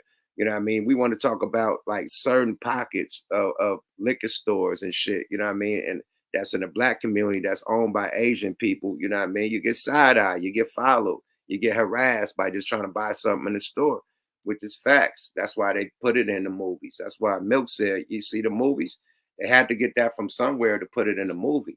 You know what I mean? So at the end of the day, you know, store owners be kind of crafty towards, you know what I mean, black people in the black community, but you're making a lot of money off the black community, period. So it ain't no hatred towards them. It's just the fact that they, you know, they don't fuck with us like that. And motherfuckers is pointing it out. You know what I mean? We ain't protest in front of their stores and no shit like that. Only the LA riots, when that shit happened, when a kid got shot in one of their stores. You know what I mean? Motherfuckers start protesting and shit. But other than that, nigga, everybody been cool. Fuck it. You know what I mean? But they still been side-eyed. You know what I mean? Like the older Asian community, the younger Asian community, they with all this shit. They with hip-hop, you know what I mean? They gang banging and shit doing. But the older, like the grandmothers and the grandparents and the older moms and shit like that, they still feel like, you know what I mean, the segregation days, like when motherfuckers had to be just down for their race, you know what I mean? Like put on for your people, period. And that's how they feel. And they teach their kids the same shit. You know what I mean? Like I said, I dated an Asian chick and, you know, she barely could speak English and she was taught, don't fuck with the niggas, only white men. You know, they told her that before she came on the plane. So it's programmed that we are the enemy. You know what I mean? Even when we come over there, that's why they look at us with the side eye. But this guy right here, China Mac, trying to act like it's not like that, which it is with the older type of people. The young people, they fuck with us. But the older individuals, hey, it's a whole different story. That's why your granddaddy told you don't bring no black people to the house. You did? You said you was 4 years old and stood up against your granddaddy. The fuck out of here. You'll be disowned by your family, my nigga. So I don't believe that one. But let him talk his shit. Racism exists in voting, government, politics, education, funding, right? Systemic oppression, opportunities, corporate America, societal, right? Racism has many, many, many, many layers. Violence is just one little minute 1% of 1% part of a racist system in government that pushes this idea, that pushes this ideology. So for you to say, have you been attacked? That doesn't mean that I haven't experienced racism because a Chinese dude didn't square up. Because like Chinese police didn't beat me over the head with a billy club, right? That's number one. Salute. Number two is it comes off by the match. So what kind of racism? I'm almost finished. What kind of racism? Real quick. I got the whole finish. Number two is it comes off as disingenuous. When you, in your own experience, talking about you and your OGs, like your granddad, I believe you said, right? That come from mainland China, and he told you not to bring black friends to the house. Don't hang out with black kids, right? Right. So to sit here and say, I don't know about the Chinese community over there in China, so on and so forth, when you have a direct experience with people that come from that culture, it's coming off as disingenuous. For you to say the news that last point, for you to say the news, right, that kind of, comes across my timeline about how black people, Chinese hate and all that, for you to say I'm oblivious, I know that part, but I'm oblivious to what the Chinese government is doing to the Africans in Africa, what the Chinese government is doing to Africans in China, what the Chinese government is doing to Chinese people in China, it comes off as disingenuous, folks. Go ahead. Facts. Okay. Facts. Listen, I'm Chinese, right? But I'm American Chinese. Let me ask you a question. Are you American? Don't deflect. Answer the question, nigga. I don't claim America, but I was born. Okay. What? All right, fine. All right, you don't claim. You don't get this goofball out. Nah, you threw me off for that now. But all right. You're born in America. There's a lot of foul shit that I said I was born in America, but I don't claim America. That doesn't reflect us. We don't know what the fuck is going on. What our country is doing in wherever else in Saudi Arabia, whatever. We don't know the shit that's going on, right? So that doesn't reflect the people. So yes, I'm not going to refute what China is doing, the communism and the bullshit that they've been doing. I'm not going to refute that. I'm not going to sit here and argue and try to argue for China. But what I'm saying is the government doesn't reflect on the people. So what you're trying to do is you're trying to say, oh, the government does this. But American government, what the fuck does American government do? Does that represent us? Does that when people be like, yo, you Americans did this, what's the first thing you gonna say? Well, that don't represent me. I didn't know about that shit. I'm not going I didn't sign this. Look at the deflection, my nigga. He quickly said, American, we're American. When American do things, we're not going to say, nah, my nigga, you're Chinese. Why you not worried about what's going down with your people? That's the question, you bitch ass nigga. Period. Stop playing, bro. Stop playing. He dodging. He trying to all lives matter this situation, bro. We ain't talking about all lives right now. Talking all lives. We talking about why you not reporting on your people. More of the story. You know, oh, aren't you American? Oh, I don't. Well, I'm Chinese, but I'm not Chinese. I'm not. Oh, come on, man. But you've seen his rant before this, right? He had a lot to say, and now somebody asks you a direct question, and it's disrespectful to reply back with a question when you haven't even answered the man's question. He took his time, didn't cut you off, asked you a question, and you respond back with a question. Hey, remember, China got some big shit going on. You don't know, China and America got, yeah, see. But he does know, but he acting like right here he don't know. I didn't. You made a point. So what I'm saying is, by you saying East that, side of town, this is salute. what the country is doing, how does that reflect onto me as a person, as a Chinese person that was born and raised in America?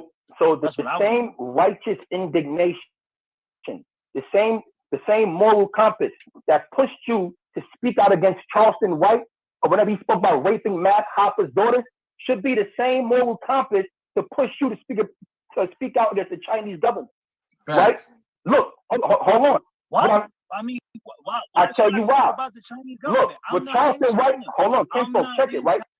With Charleston White and Matt Hopper have nothing to do with you. You didn't give birth to his kids. You didn't sleep with their mother. As a matter of fact, you and Matt Hopper is not even that cool. Right? With Charleston White, with Charleston White and Matt Hopper got going on doesn't reflect you, but you felt the need or you felt the compulsory desire to speak out against it because it went against your moral compass. It went against your righteousness as a human being, as China Mac. So if you can speak out to things that doesn't relate to you, then this means that this should be universal. It shouldn't be selective. Don't just pick math fathers. What I'm but okay, but hold on. But listen to what I'm saying. What I'm saying is this is something. This is information that is going on in around me. Like he's talking about New York City. He's talking about raping women in New York City. He's talking about New York City. My God, he been doing that though, homie. Because he been saying that. Niggas ain't do shit and said shit. You know what I'm saying? That when you talking about China and everything, I never been there, bro. I don't know what's going on over there. I don't know like when I go to China and I see it firsthand and I know what's going on, then I'll speak on it. But right now, how can you fault me for not speaking on something? Because I tell you why. I tell you why, Mac. Because your name is China Mac. Thank you. It's in your name. Hold on, no. Hold on, wait, Mac. Keep it above. Time out. No, Mac. Keep it above. You're forcing me to. You're forcing. Yeah, but that's just a name, bro. Forcing you to speak about your own people. It's not because. But Mac, what I'm saying is this, right? Is that the same way New York City applies to you, even though, you know what I'm saying, like a lot of stuff is not directly related to you, is because of its geographical location. China Mac, your name is China Mac because your geographical identity is to China. Whether you like it or not, it's not just New York City. I'm concerned about what goes on in Jamaica, Africa, black people around the world because that is a representation of me. So what I'm saying is that a Chinese person, right, that is affected in California, not New York City, I see you speak out against it. I see you speak out against a mass shooting that happened in Cali, not just New York City, because they're Chinese. Because they're Chinese, Mac. Yeah, now his camera going out now, y'all. That's what I'm saying. You don't know. You do know what type of country China is, right? Right. So let's just say I have. Fair use, man. Shout out Harlem Legend, man. Harlem Legend TV. Y'all go follow him on the gram, man. Don't strike me, Harlem. You know what I mean? I'm just giving out, you know what I mean, doing the work. You know what I mean? Giving a dialogue, man. You know what I mean? You had a dope ass ooh-wop. You know what I mean? You brought this up, so I'm, you know what I mean? But shout out Harlem Legend. This is fair use. You know what I mean? Go follow him on the motherfucking YouTube, man. And 050, the movement. China Brim, the whole shit, man. Glico, the whole shit, man. The whole movement, them niggas lit. Yeah, go follow them. But fair use, man. Good shit though, Harlem Legend. I have a grandmother, or I have a grandfather in China, and I start speaking up about China, what happens to my grandmother and grandfather? You know what I'm saying? You what said that. Well, people say they don't have no family over there. What the fuck? Ah, bingo flamingo. Easy. You hear what he just said? What was the last thing that he said? I didn't catch that. He said, if I talk something about what's going down with the Chinese government, what happened to my grandmother and my grandfather in China? Oh, so he does know how they get down out there. I'm just an American. I have no idea what's going on down there. Chinese people are not a violent culture, right? What you got to be scared of? Ain't these your people, China Mac? Unless they not your people. Bro, the nigga said, man, what happened to my grandmother and my grandfather, which we don't want nothing to happen to them.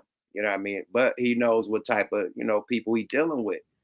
And he know he can't talk about his people. He'll get fucked up. I'm talking about He American. know what type of time they on. They talking about we on demon time, right? We on demon time, but he can't even speak up.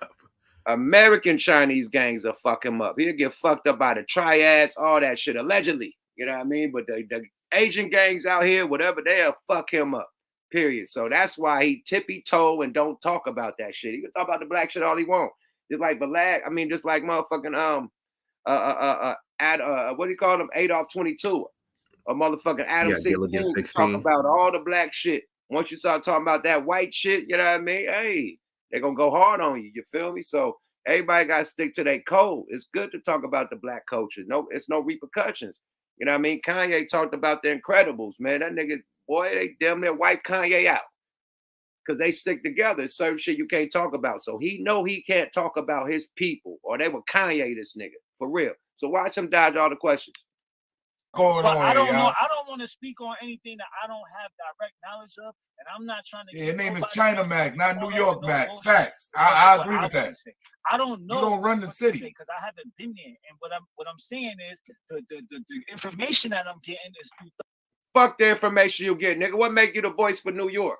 You said Charleston White talking about New York, this, that, and the third. He talking about motherfucking Math Hoffa. He ain't said shit about China Mac, my nigga. What made you stick your nose in this business, my nigga? Like, that's the main question. And now you got Charleston White on your helmet, and shows getting canceled and shit, and niggas getting hit by the police and feds and shit, all types of shit. And you over here acting like you gangster, bro. And niggas getting hit by the police and shows and shit getting canceled. They saying DJ Academics canceled the show. Some phone calls got made. Period.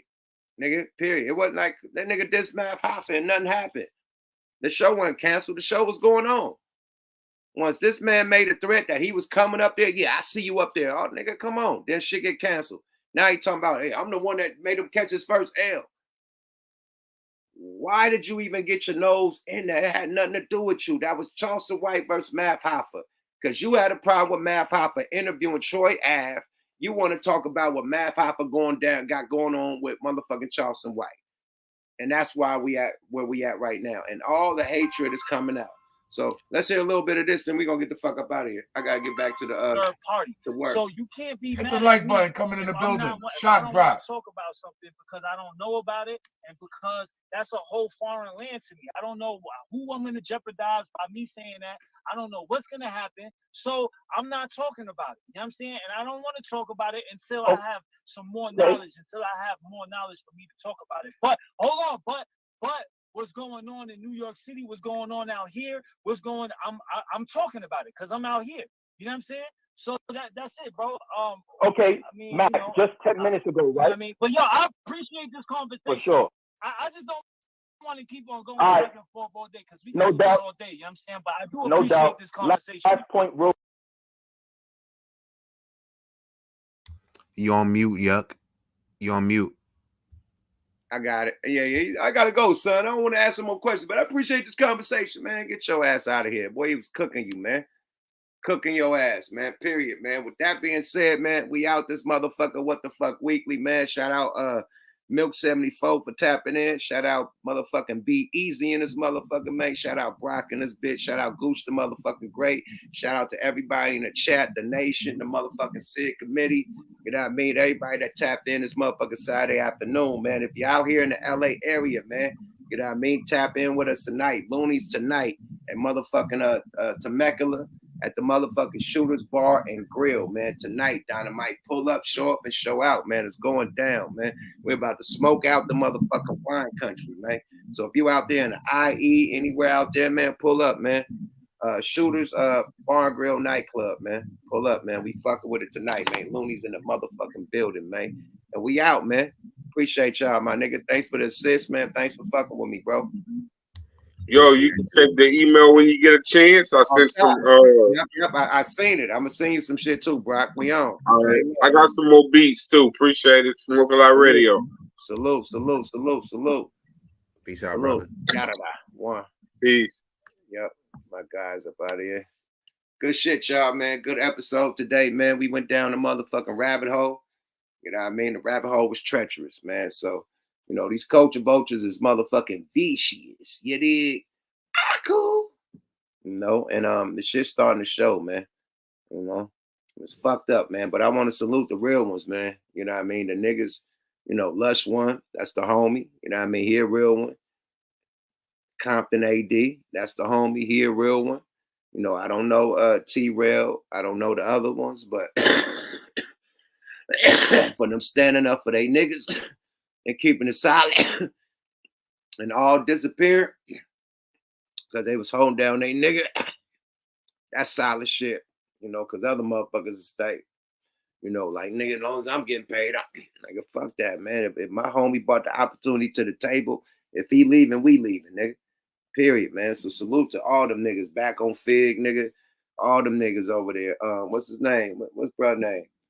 Duno. Shout out the Mexican homie Duno. I don't know him, but shout out Duno. He's solid. He stays solid and dip. You know what I mean? It is what it is, man. You know, solid niggas in this shit, man. You know, you niggas can do their shit independent, man. All y'all niggas made a wave to where y'all could do your own shit, man. So salute to all y'all brothers. Salute to everybody making content, man. Let's keep this shit lit. You know what I mean? And I'm out this motherfucker, man. What the fuck weekly, man? You dig. Subscribe to your guy. Hit the motherfucking likes on the way out, man. Hit the motherfucking donation if you like the conversation, man. Go get you some motherfucking Leyenda de Mexico. Go get you some motherfucking Royal Blunts, man. Go to smokealoutrecords.com. Get you some merch, man. Do all the shit, all the support. We appreciate everything, man. We out. See you later. I see you. We're gonna have Charleston White on fucking with me and Goose the Great tomorrow. One of the twins. We're gonna activate on y'all with Charleston White. Y'all stay tuned, man. More content coming, man. Yada da. Yuck Mouth TV. Subscribe to your motherfucking guy. Bye bye now. Hit them likes on the way out, my niggas.